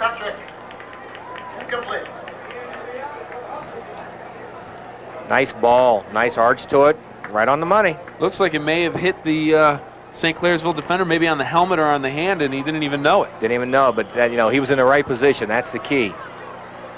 Ellsworth and Porterfield back deep to receive the punt. And it is Brian Smith shanking one, and it will bounce at the 45-yard line and roll dead at the 41. That's where St. Clairsville starts. So they will have good field position to start the second half. They trail it right now by 6 points, a score of 12-6. Bellaire on top on the Respect Food Market scoreboard. We had a 19-yard punt here. That's the kind of punts that put them little gray streaks over there in John's hair on the sideline. That's one thing you don't want. Don't look up there. Coach, I didn't want to say anything, but you know, you've been down on the sideline a long time, and it's looking pretty good, but there are a few in there. Yeah, we've had a couple of them punts that didn't quite travel as far as we wanted them to. Marty Lukey at quarterback, hands off to Darrell Ellsworth. He'll pick up 5 on the play. It'll bring up 2nd down and 5 for St. Clairsville here in the 3rd quarter. Coach, but I'm sure a lot of the coaches lose those gray hairs when they rip the hair out when things really go bad. Yes. There's quite a few of baldies around the valley in the procession. Good line surge again. You know, the St. C line, as we mentioned their pregame there, you know, their strength is their offensive line with some veterans back there, and you just saw them come off the ball and give a surge there. When you can come off the ball like that and give your offensive back 4 to 5 yards, you know, good things can happen to you. Lukey with the handoff to Porterfield. Big hole. He's into the second. Big hit. Someone got some good wood on Scott Porterfield. I believe it was number 33 coming up quickly. Calhoun. John Calhoun, the tailback on offense and a linebacker for Bellaire. Now, good, solid hit. Porterfield's got to get an equipment check. Yeah, you'll see John come in here from the outside, kind of more or less blind shot him and really put a pop on him. He didn't get a good wrap on him, but with a blow that hard, that's going to take normally about any back in the valley down. I think on Monday that may be a play of the week. Make sure you join us for that on Monday, the play of the week. And handoff inside to Foster.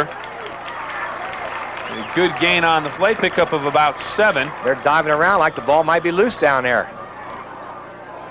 The officials haven't made any signals yet, so wait and see what happens when they unpal. And it is a fumble.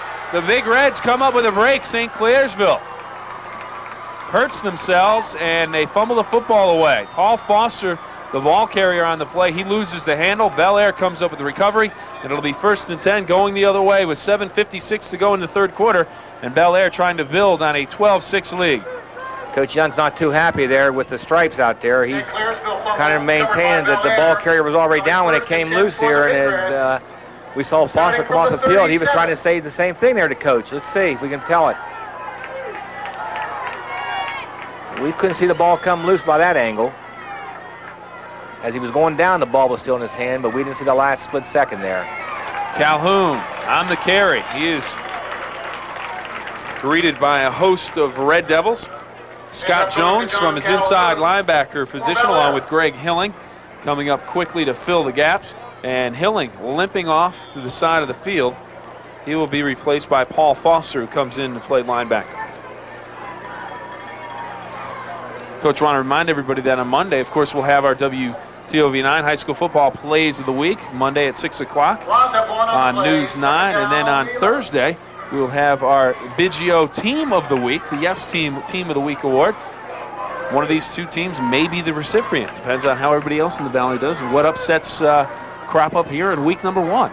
Believe me, the boys on the squads in the Valley keep a good eye on that. You know, they know when they've had a big win and a good game, and they really look forward to what's going to happen on Thursday night when you make that announcement. Now Mike Call on the carry, rolled out, had plenty of time to look downfield, but everyone covered some good play by the defensive secondary of St. Clairsville. Call tucks it away, picks up about 3 on the play. It'll bring up 3rd down and 7. Yeah, Mike made a good decision out here. There was nobody to throw it to, so he didn't force the ball downfield into coverage. You see he has plenty of time. He looks and gets a pump fake and picks up some positive yardage there. Nice play by the linebacker for St. Clairsville, Jack Gilman. And he has played in a solid ball game. There's an awful lot of good young football players out here in this field tonight. Both these teams are going to be teams that several schools in the Valley will not want to be Call looking downfield. He's got Coyne wide open at the 30, and he makes the catch and hauls it in at the 26-yard line. But we have a flag on the play. It may come back. And it will come back. An offensive holding penalty. Backbreaker for the Big Reds, but what a break for the Devils. I think you're going to see an awful nice move here. If we can see Scotty from the onset of his route here. Fake draw action in there, and Mike drops back and lays it out there. Scotty right here in front of us made an out move about 10 yards downfield and then took up the sideline and was wide open. Good camera work down there on the sideline. Keith Wilson, one of our cameramen. Dave Mendenhall, along with Mike Musics, making up the camera crew tonight, doing a fine job. And Carolyn Young down there helping out Keith Wilson. And Carolyn, she's got the worst job. She's got to carry those cables around, but if it weren't for her, we wouldn't get those fantastic sideline shots. So there she is, down on the sideline, working in the mud and the dirt. John Madden would love her because that's the type of football he likes to see. Down in the dirt, getting things ready to go and Maybe doing the job. Send that clip to Johnson and get her on the all-Madden team this year. Call back to pass again, What looking an for arm. Coyne again, and he has him. That's the 30-yard line. He may go. Lukey, the only man to beat, and he does. Touchdown, Bellaire. What a ball. Good pass and great concentration by Scotty on that play. That was a nice football.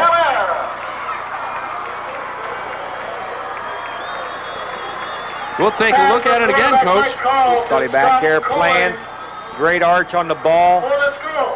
And Scotty just concentrates and watches the balls right into his hand.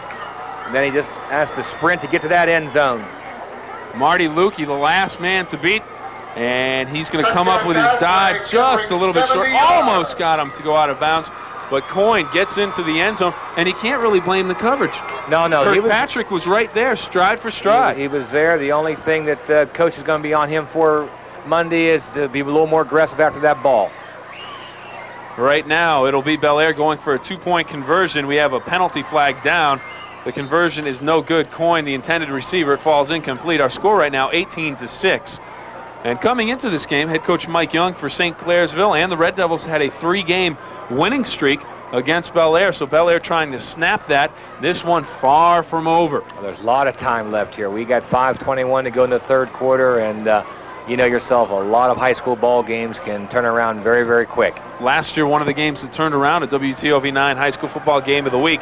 The penalty will go against Bellaire. St. Clairsville will decline the penalty, and it'll remain a 2-touchdown lead at 18-6.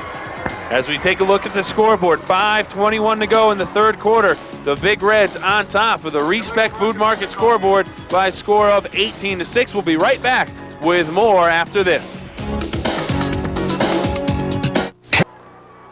And we take a look at head coach John Magistro for Bellaire, and he's pleading his case with the referee tonight on the two-point conversion, trying to talk himself out of that penalty, but the two teams are ready for the kickoff, so he has lost that argument.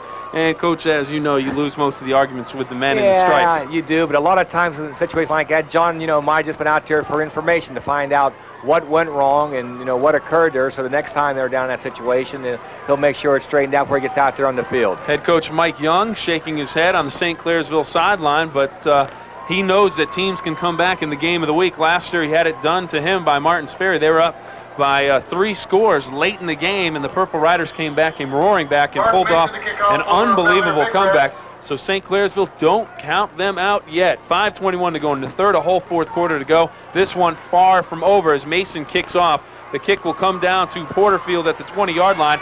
He'll cut to the near side, trying to get to the corner, but he is taken down from behind.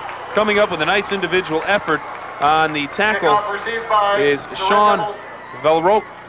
Scott Porterfield.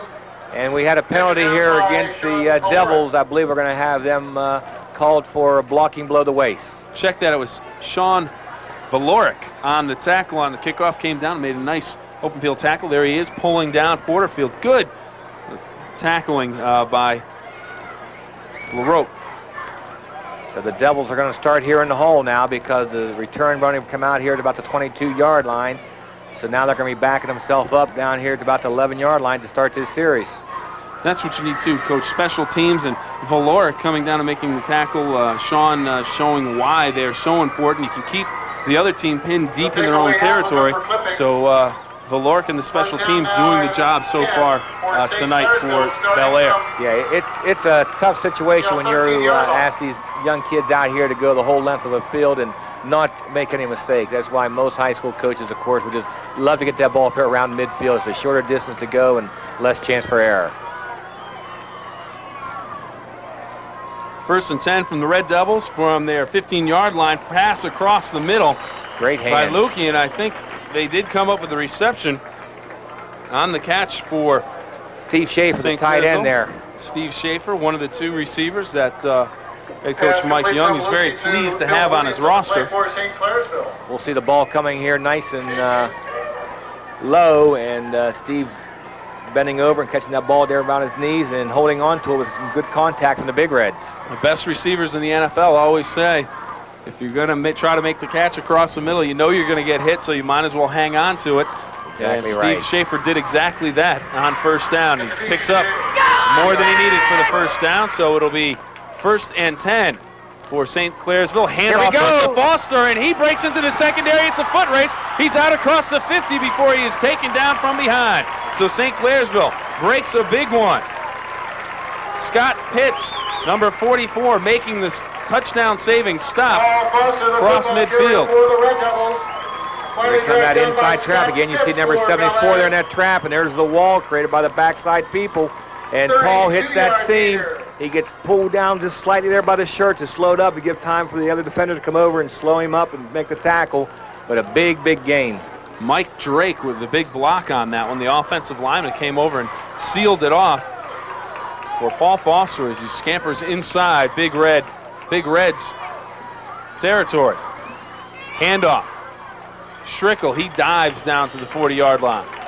Believe me, Coach Mike right now will take 5 yards to crack all the way down the field. He's going to stay within their offense and just do what they can do. They're going to try to get fancy. There's, like you said earlier, there's plenty of time in the ball game. And again, you're going to see the offensive line surge coming off here by the Devils and the backs leading up through.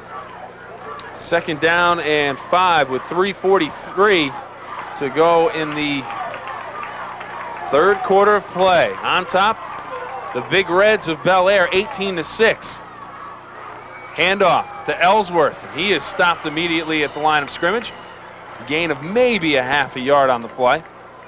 Like the Big Reds was waiting on that belly play there. Boy, they more or less ignored that fullback through on that fake and was waiting on the second back through. Tim McCabe making the tackle for Bellaire. As you see, there's a host of Big Reds there to drive him back. Big call here for Coach Young. 3rd and 4. Brent Smith also getting in on the tackle. 3 minutes to go in the 3rd quarter. Schaefer and Schrickle split left and right. Handoff to Porterfield. Ball comes loose. Fumble picked up by Gilman. And he is taken down after a short game. Picked up the loose ball. And he's stopped by Coyne and the rest of the Big Reds crew, but there is a flag on the play as well, so we'll have to wait and sort this one out. Well, that flag came flying in there from the umpire. That's the official that is normally in there to call the holding calls, and yes, it'll be. It's a holding call on the St. C. The umpire lines up there right by the linebackers, and his job is to watch the offensive line for holding calls, and anytime that people see his flag coming out, you can expect a holding call coming. So far tonight, I would say St. Clairsville has hurt themselves more than the Big Reds have really shut them down. St. Clairsville has had a number of opportunities to either get close to a score or drive it down the field, and they'll come up with a fumble, a holding penalty, a motion penalty. So they've really hurt themselves. Yeah, they just keep shooting themselves in the foot here. But you know, this is that opening game mistakes. This is a thing that you dread as a coach because you never know what these boys are going to do in this opening situation. 3rd down and we have an encroachment. 13. I believe we're going to have an encroachment call by the split man for the St. C. Devils because the center had his hand on the ball when he went across the line of scrimmage. And he went out there to line up, and he was over into the defensive part of the ball, and that is a definitely 5-yard penalty. He ran out there and thought that he was had to go a little further to the line of scrimmage than he actually had. Yeah, he just lost his sense of direction leaving the huddle. No, he noticed it right away. As soon as he got out there, I'm a little bit too far. Yeah, he went back, but like you said, the center had his hand on the football. Yeah, too late. The flag came out right now. That's got to be one of the ones who want to just keep the flag in the pocket, but I'm sure the other sideline was, hey, he's across the line of scrimmage. Oh, yeah, I'm sure Coach Johnner let the official know that he was across the line. 3rd and 17, Ellsworth on the carry. He gets across midfield, a short gain of about 3. He'll bring up 4th down. And I'm going this time to Darrell Ellsworth, dropped by Brian Smith. Sprint draw action here by the Devils. The Big Reds are waiting on it. I'll tell you, Tim McCabe's done an awful good job there tonight, that defensive end spot for the Big Reds. He has been solid. Jason Tuttle will drop back deep for the Big Reds at his own 10-yard line to receive the punt. I'm sure in back of the center's mind and the punter right now is what happened the last time that we had a punting situation for the Devils. So the thing you got to try to get across to these young men is it's over and done with and forget about it. We have another penalty flag down, and it will go against Bellaire. This time going against Big Reds. One of their defensive linemen must have lined up with his head in the neutral zone. Brian Payne on to do the punting, and St. Clairsville has decided, head coach Mike Young, that he will not punt the football, and all of a sudden that punting unit, Belaire's trying to get timeout. I was going to say they are that confused over there with the group that they had in there for the punt return. Timeout on the field. 4 or 5 of the regular defensive guys were standing there on the sideline drinking water by Coach John, so he had to use a timeout to keep the Devils here. You know, that 5 yards made Coach Young change his mind, looking at 4th and 9 instead of 4th and 14. With 1:34 in the 3rd to go, down, well, it's only 2 scores, but you think Coach Young's starting maybe to get ready to hit that panic button and maybe go for something here a little bit further back than you would like? No, I really don't think so. You know, Coach Mike's a veteran. He's been on that sideline long enough, you know, and I'm sure that he has a lot of confidence right now what they're going to do. So someplace down in that bag of tricks that he has a play designed to pick up 10 yards here, and just a matter whether the young man out there can execute it. And at the same time, the Big Reds over there, Coach Magistro and Coach Stoltz in the huddle with them, emphasizing what they've seen the Devils do this year and what they've seen them do in the past years in this type of situation. You know, this is where all that film work and all that time you spend with your eyes glued to the TV set, and you walk away dizzy and your eyes bloodshot. You know, this is where it pays off for the Big Reds now to see if they can come up with Coach Young's pick. 1:34 to go in the 3rd quarter. Our score, Bellaire on top of St. Clairsville, 18-6, 4th and 9 from the 44-yard line of Bellaire. St. Clairsville trying to keep a drive alive. Handoff to Ellsworth. dances through the hole and close to a first down. This will be very, very close. I don't think he got it. I think he may be just short. Yeah, I think that last but a good shot ball in there. Number 4, Chris White, for the Big Reds, kept him short of the first down. Just short of the first down, and head coach Mike Young wants it to be measured. He sure is trying out there to try to get him to take a look at it, but the officials got their hands up and they're saying it's a good yard short. But in a situation like this, you know, a call like that, in a ball game like this, the officials should take the time and go ahead and take a look at it. You know, you've probably seen yourself over the years. I've seen some officials whose eyesight's can be a little bit off in this kind of situation. Several years ago, we had an official that signaled for a first down, and after arguing a little bit, he finally brought the chains down. They were 2 yards short, so sometimes you wonder what they're looking at out there. This is a good crew. You know, that's one thing we have here in the Valley. We got good crews of officiating, and they'll take the time and talk to Mike here and explain what they're doing. But Mike's still not happy. He just wants them, I think even if they're short, I think he just wants the satisfaction of having them come out and measure the spot of the football. But the chains were already moved, and once those chains are moved here in high school ball, you know, they can't take it back any place and reset it. They've lost the mark. For Bellaire. Well, the ball goes over to Bellaire, 18-6. They lead it. 1 minute to go in the third quarter. Call under center. He's dropping back to pass again, looking for Coyne down the near sideline. And this one is not picked off. We're going to have a flag. And it may be offensive pass interference, as Ellsworth was there and almost came up with the interception. Yes, he had great position, and I think that the call is going to go against Bellaire. Scotty kind of used his hands there. Yes.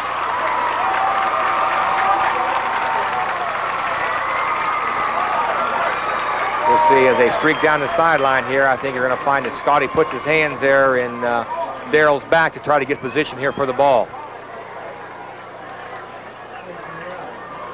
I don't see a penalty.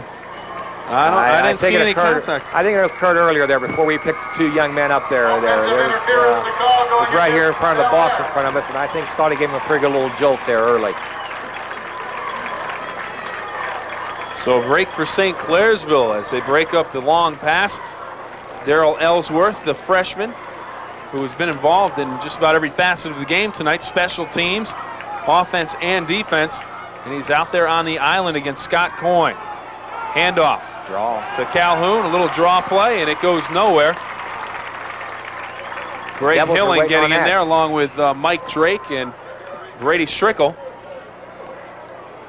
Just keep pushing them back and back here. Bring up 3rd down and 28. Calhoun this time carrying the football for Bellaire. Boy, that seems like a country mile out there, doesn't it? It sure does.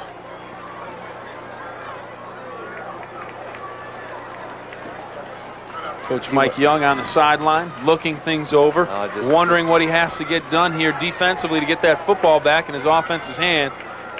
Hoping he can hold him here, and John's over there seeing if he can come up with his 28-yard play.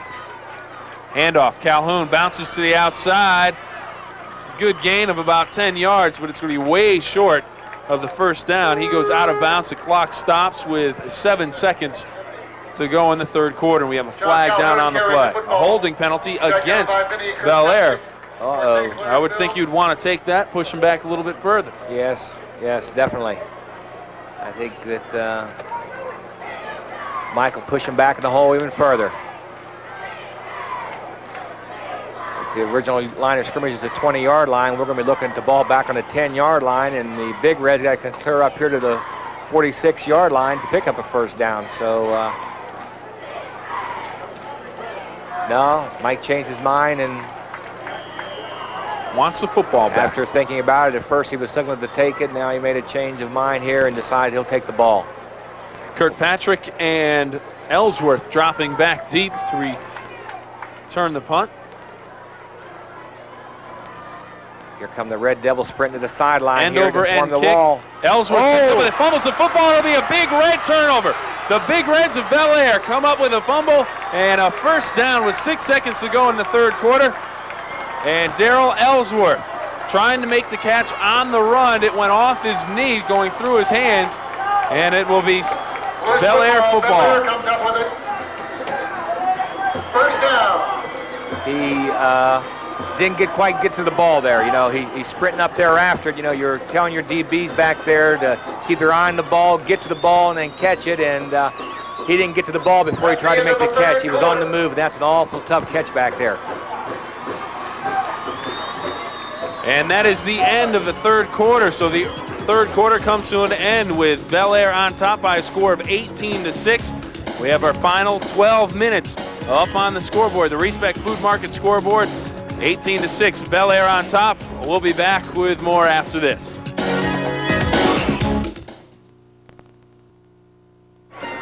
Well, welcome back to the WTOV9 High School Football Game of the Week. There you see our scoreboard, the Respect Food Market scoreboard, 18-6. Bellaire on top of St. Clairsville. The season opener for these two teams, a huge game.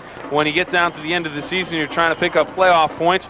And right now, a costly turnover from St. Clairsville on a punted football, and it has given the Big Reds of Bellaire an opportunity to go up by more than just 12 points. But we have another flag. We have had flags, Coach, for about the last 5 minutes of the football game, just about every other play, and this just starts to get a little bit boring. Yeah, we're getting a little sloppy out here. You know, the kids are getting a little frustrated there, and you know, that was just such a costly mistake for the Red Devils there. They done such a good job of getting the Big Reds backed into the hole there, and now they give the ball right back to them on a 40-yard line, so they're asking the defense to hold them again. Tuttle and Dunphy split right and left for Bellaire. Call, handoff to Calhoun. He is stopped by Heath Jordan. Greg Hilling also coming up from his linebacker spot to get a piece of the tackle. Yeah, that's good. Did a very fine job in there. Heath had a hold of him, and Greg come up and finished him off and made sure he picked up no positive yardage once he was stopped here. So many times you'll see backs after their stop fall forward for that plus yardage. There's a good example of what you preach your young men to do. Take them backwards. Second down and 14.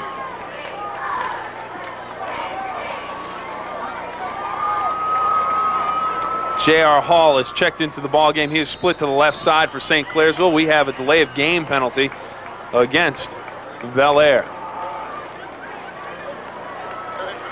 Bellaire's just continually hurting themselves here now. They've Delay of game to call lost going against Bellaire. 6 yards. Now they're going to lose 11 yards, and 10 of them have been on the flag. So Coach John there's not going to be too happy right now with his offense. Big Reds band on the far side of the field, getting into it with a tomahawk chop, made famous by the Florida State Seminoles and then picked up, of course, by the Atlanta Braves last year. And right now the Big Reds band and cheerleading section trying to use it to get their Big Reds to get away from these penalty flags. If you look there on the side of them helmets, you'll see the big tomahawks that the Bellaire boys are sporting there. Handoff to Smith. He is through for about 6 on the play. It'll bring up third down and call it a long Brent 14. Smith, the ball carrier for Bellaire.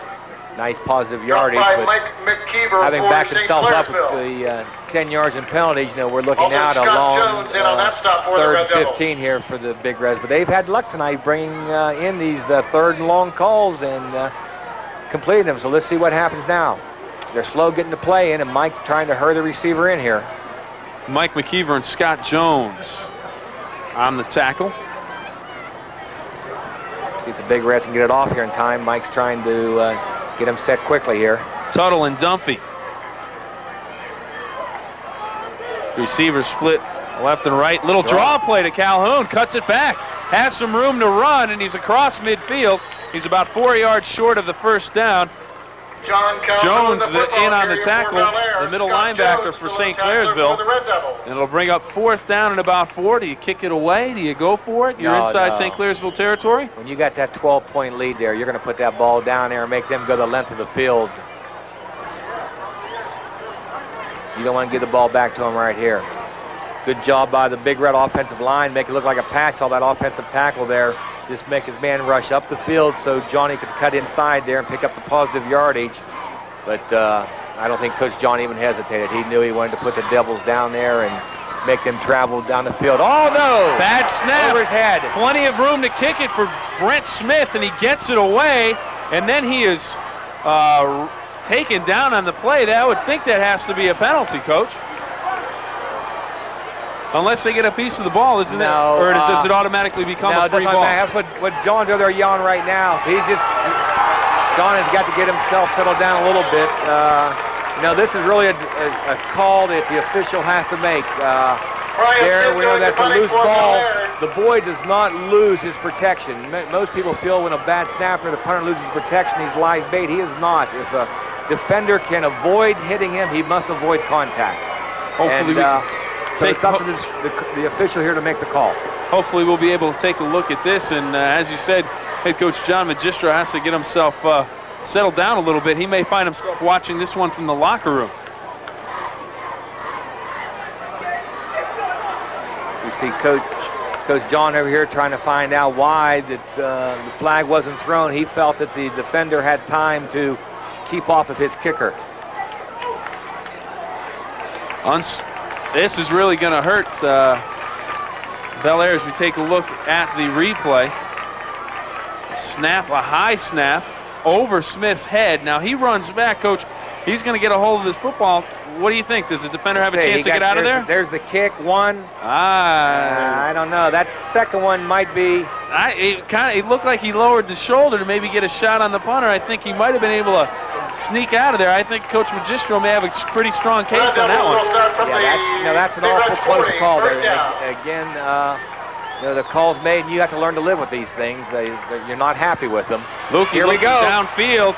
He has Ellsworth open. It's underthrown and picked off. The Big Reds dodge another bullet.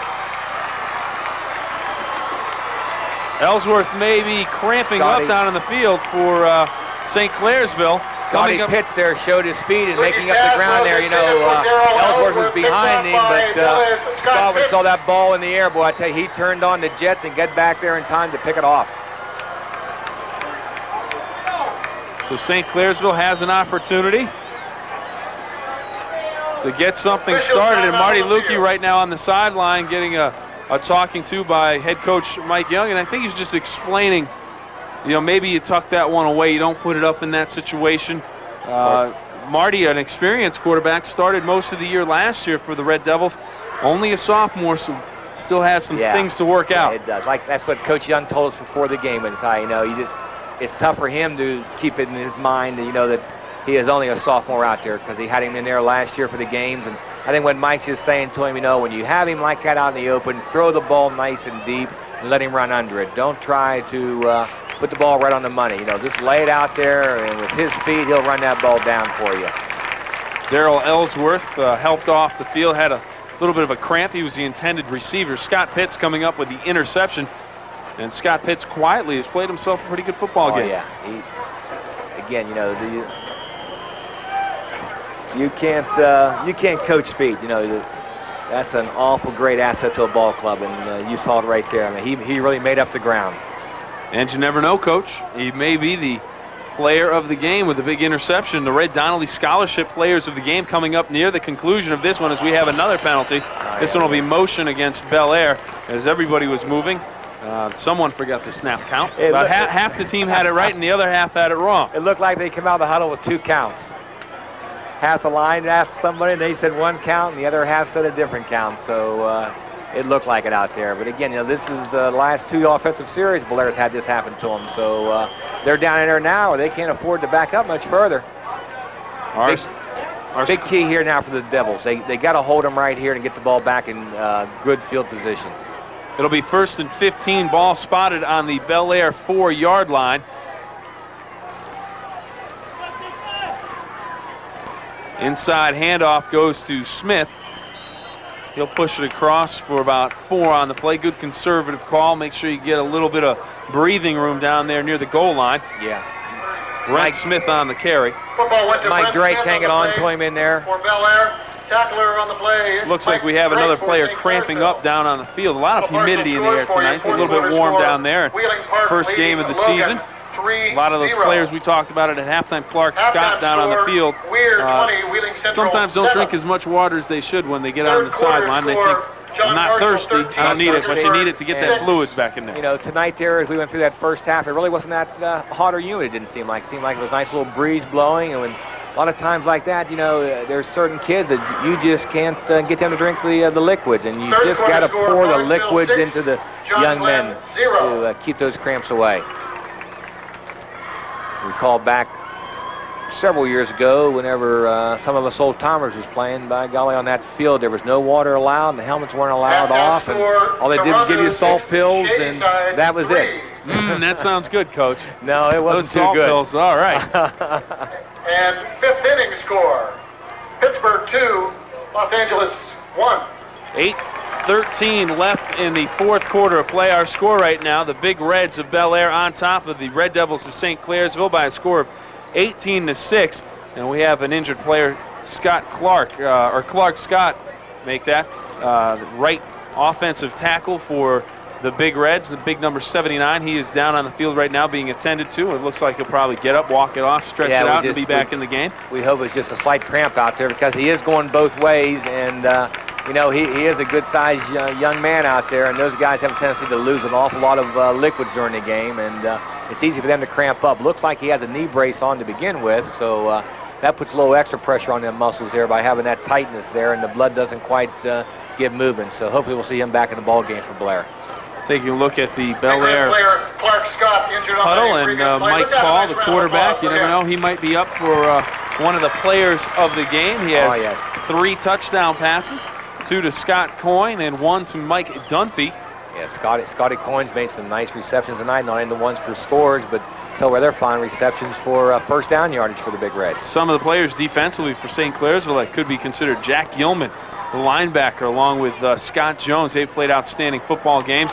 That one bottled up. Mike Drake, he has had a good game himself, and he comes up with a piece of the tackle, along with Chad Gazda, the defensive tackle. So St. Clairsville trying to strengthen that defensive line and keep Bellaire pinned deep in their territory, get the ball back in good field position. If they can get another score on the board, it might be that confidence boost that they need to get things turned around here in the fourth quarter, Coach. Yeah, with 7:30 to go, there's still plenty of time in the ball game, and as we've mentioned now, this is a key down for the Devils.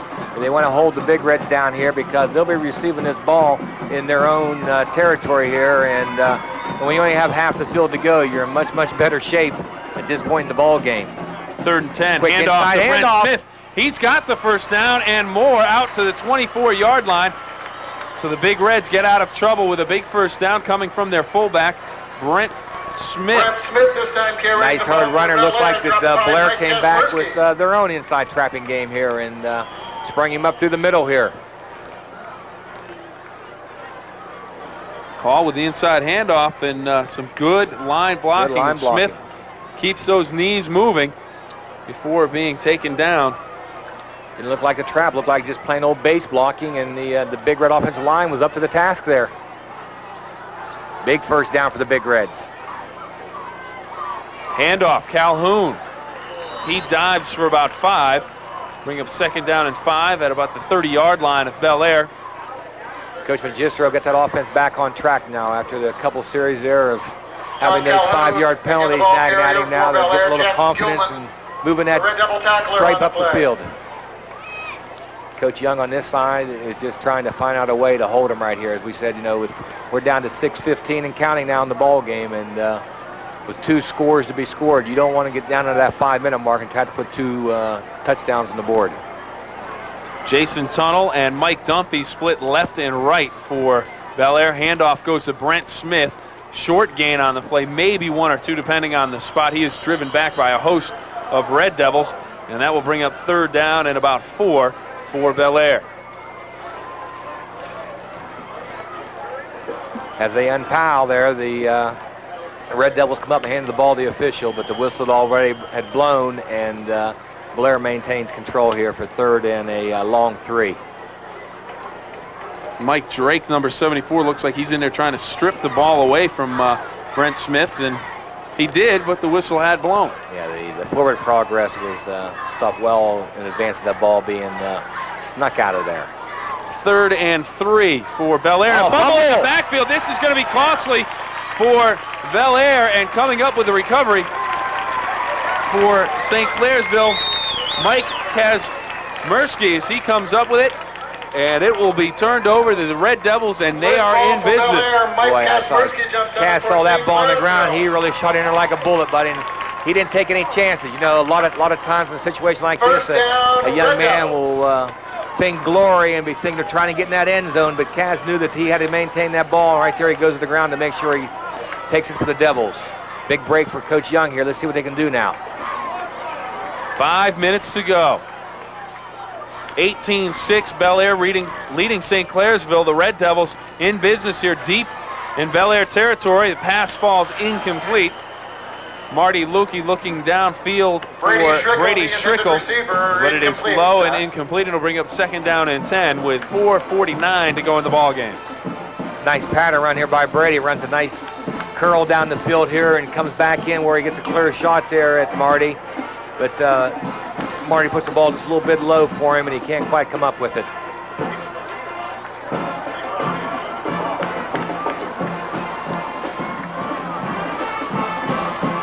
Schrickle and Schaefer, your receivers. Handoff inside, goes to Foster, and he has played a good ball game. Oh, yes, yeah. He is extremely quick hitting that hole, buddy. He dives down close to the 20-yard line. Going we have a timeout on the field called by St. Clairsville head coach Mike Young, heading out to the huddle, trying to get things set up for a possible touchdown. 4:40 to go in the ball game. On the Respect Food Mart scoreboard, it is Bellaire 18, St. Clairsville 6. And welcome back. 4th quarter action, 18-6.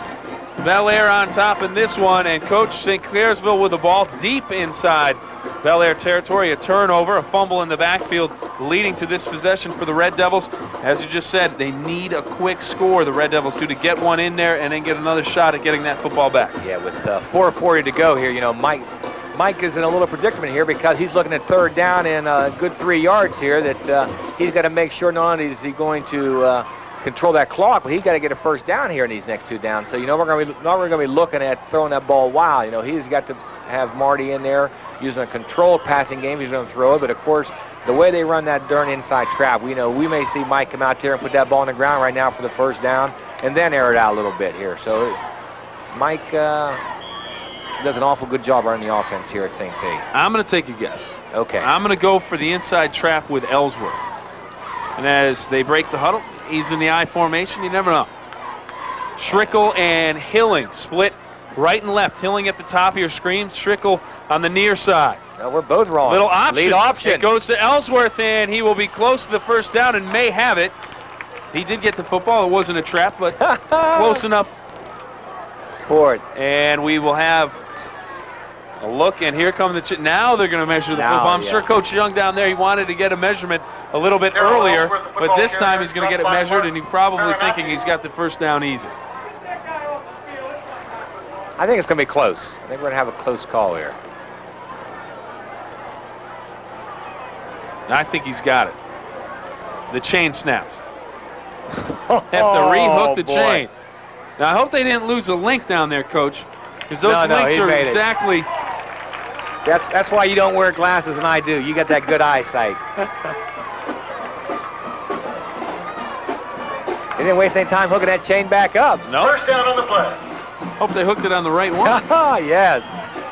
Devils are up at the line of scrimmage, ready to go. Don't want to waste any time at all now. 1st and 10, handoff inside to Foster. He is bottled up by Chris White. And timeout by the Devils. Brian 4:19. Also getting a piece of the tackle.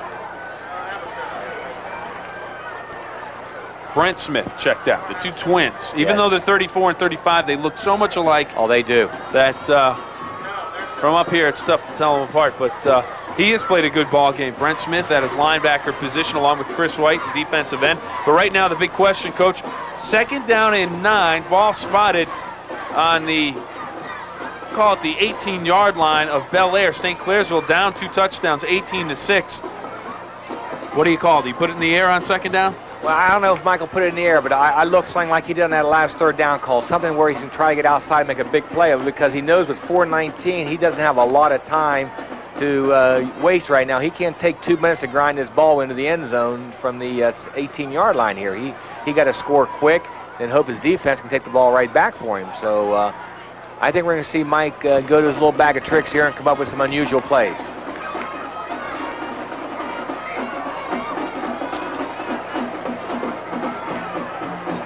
I'm in the mood to guess. I'm going to go with a halfback option pass. Okay.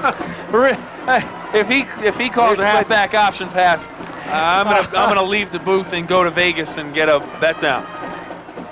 Ball knocked down. Coming up with the batted pass is Brent Smith, the intended receiver, the tight end. It looked like Hilling was dragging across the middle, but the pass knocked down by Brent Smith. Yeah, you see St. C come out here in an open pro this time. They're looking for that little pop there to the tight end. The linebacker got back here real well and read the quarterback and took the ball to the ground. So, you know, here we're looking now at 3rd and a long 8.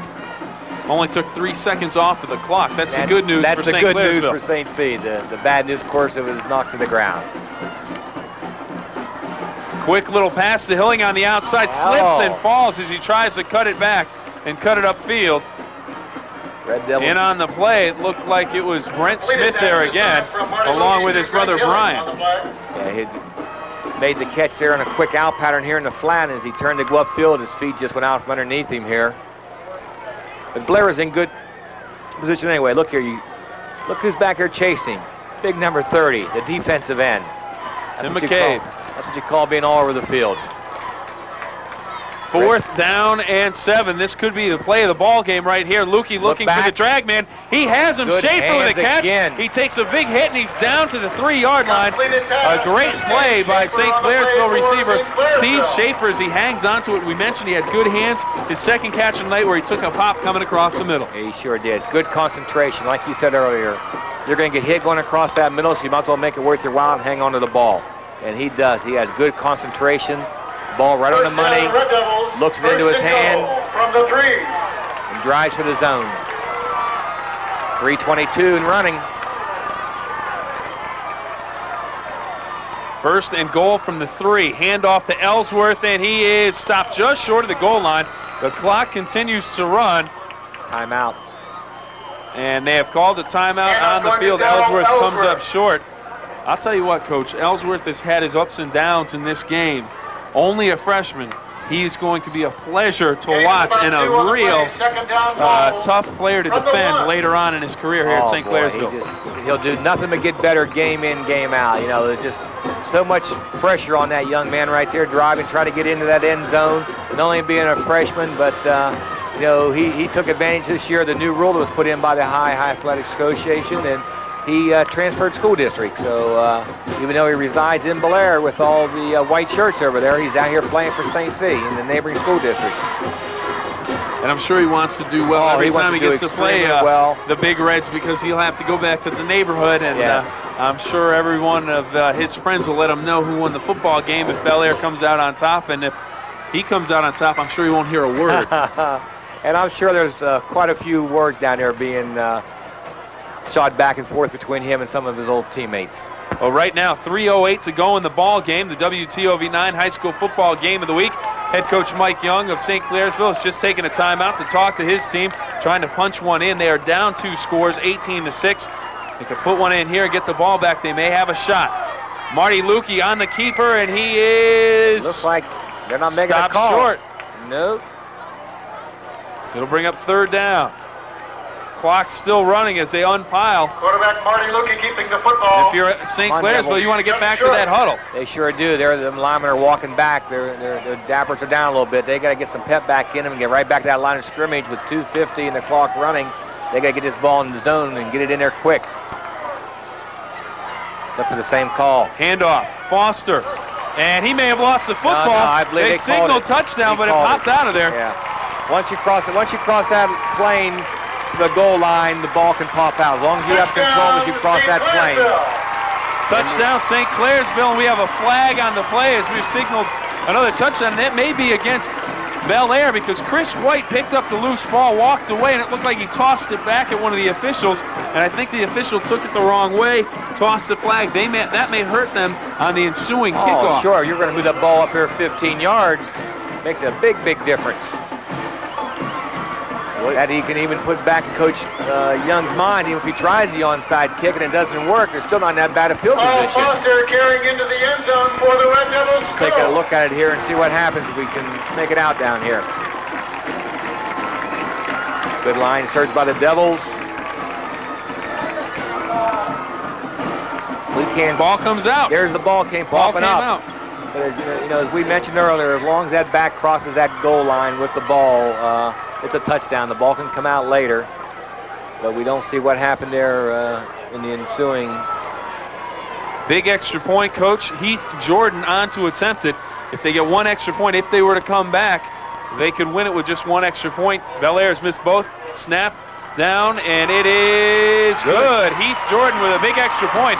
So all of a sudden, it's become a ball game again. 18-13 our score. 2:41 to go in the ball game on the Respect Food Market scoreboard. St. Clairsville trying to come back on the Big Reds. And welcome back to the Belmont County Fairgrounds. 18-13 our score. St. Clairsville has just gotten on the board. Paul Foster going in from about 2 yards out. Heath Jordan with the extra point. It's a 5-point ball game, and St. Clairsville, they will be kicking off to Bellaire.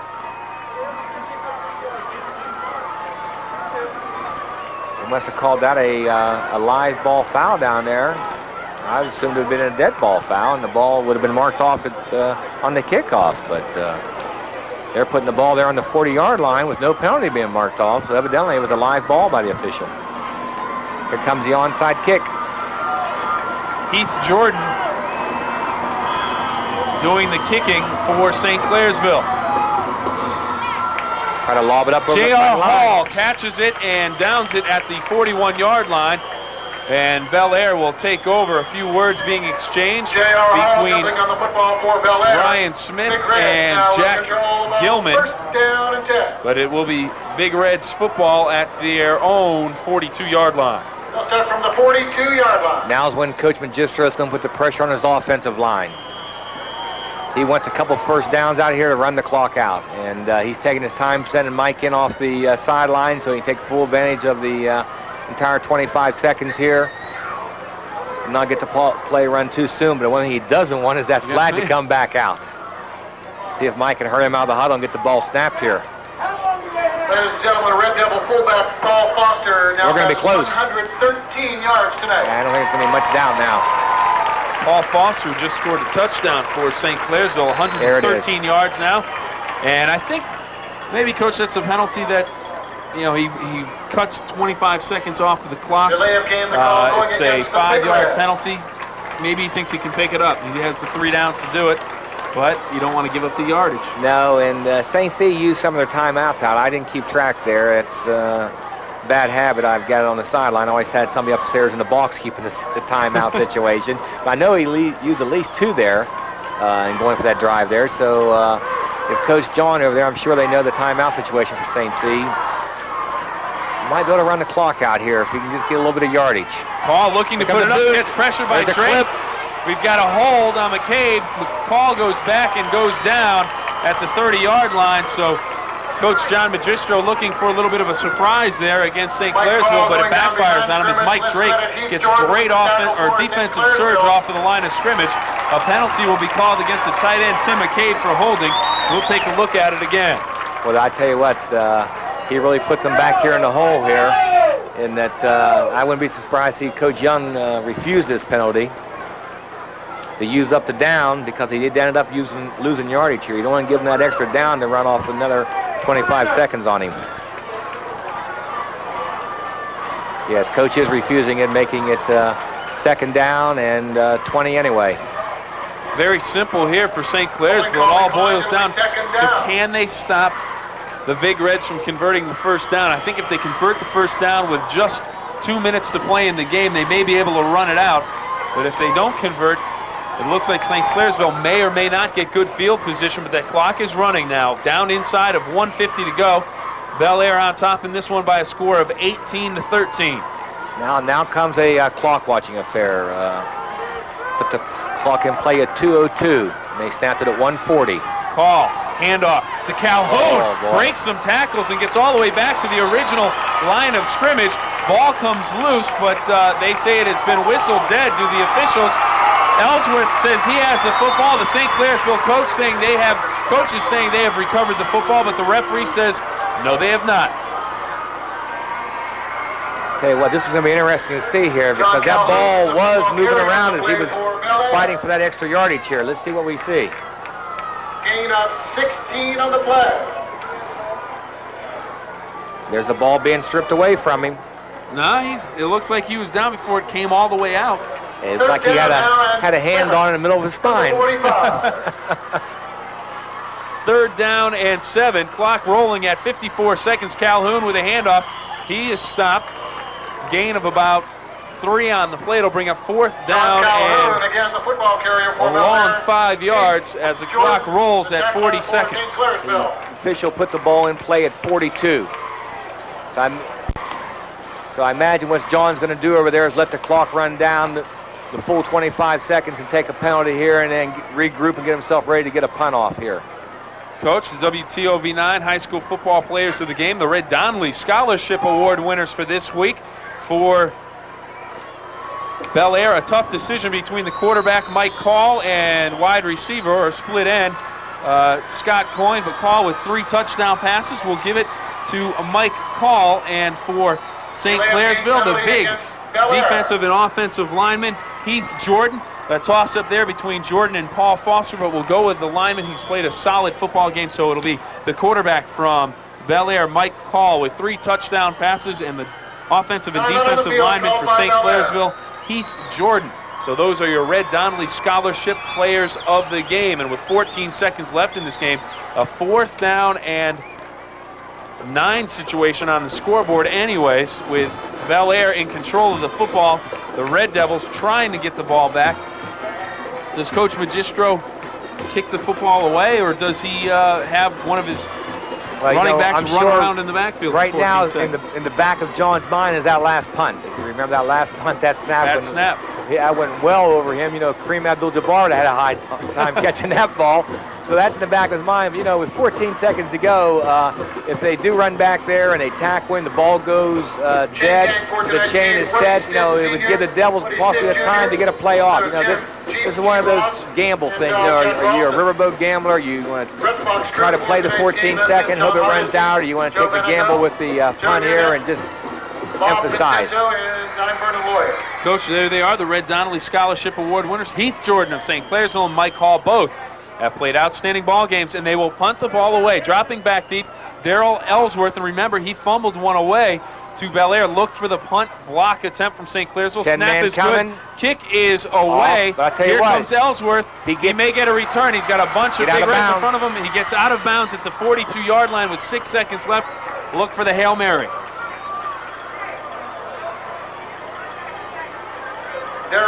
Quickly, Coach, I just want to mention tomorrow on WTOV9, you can catch an NFL preview special at 2 o'clock, then college football, 3:30 in the afternoon, Notre Dame and Northwestern, and of course on Sunday, NFL Live, it's starting at 12:30, and then it's the Pittsburgh Steelers and the Houston Oilers at 1 o'clock. All of that on WTOV9. Our games of the week next week, Weirton and Wheeling Park, Wintersville and Steubenville Central. Right now, 6 seconds to go. St. Clairsville with one last shot at putting it in the end zone. Lukey back to pass, looks downfield, puts it up, and it will be intercepted by Scott Pitts with no time remaining on the clock. So Bellaire, the Big Reds, come up a winner over St. Clairsville by a score of 18-13 in our second WTOV9 high school football game of the week. Good ball game for the fans come out here to watch tonight, 18-13. Yeah, there was quite a few mistakes made by both ball clubs, but you expect that in the opening game. Now, hopefully the Big Reds can move on from here and look for a banner year, and the Red Devils can regroup and get themselves ready for next week. I was just going to, one quick question, Coach. These two teams, how do they look down the road? I know it's the first game, they're a little jittery, but both of these teams still at the end of the season may or may not have a shot at the playoff. Oh yeah, they'll both be in the thick of the race. As long as they get themselves regrouped here and get going, the Red Devils, just got to bounce back, put this one in the history book, forget about it, and worry about next week coming up now. And the Bellaire just got to make sure they take this one, enjoy it tonight, and tomorrow night get themselves ready to go. Coach, one more time, a look at the players of the game. Red Donnelly Scholarship Award winners, Heath Jordan, the offensive and defensive lineman. Fine performance by him tonight for St. Clairsville. He will receive a scholarship in his name for the school. And Mike Call from Bellaire, the Big Red signal caller, 3 touchdown passes, an outstanding performance. Once again, our score. The Bellaire Big Reds come up a winner on the Respect Food Market scoreboard, 18-13 over the St. Clairsville Red Devils. An outstanding game, and Coach, your first game under your belt now with the WTOV9 High School Football Game of the Week. Thank you for coming by, and he will be with us next weekend as our game will be Weirton at Wheeling Park on Friday and Wintersville and Steubenville Central at 11:30 on Saturday. I'm Bill Phillips for the rest of the WTOV9 crew. Good night, everyone.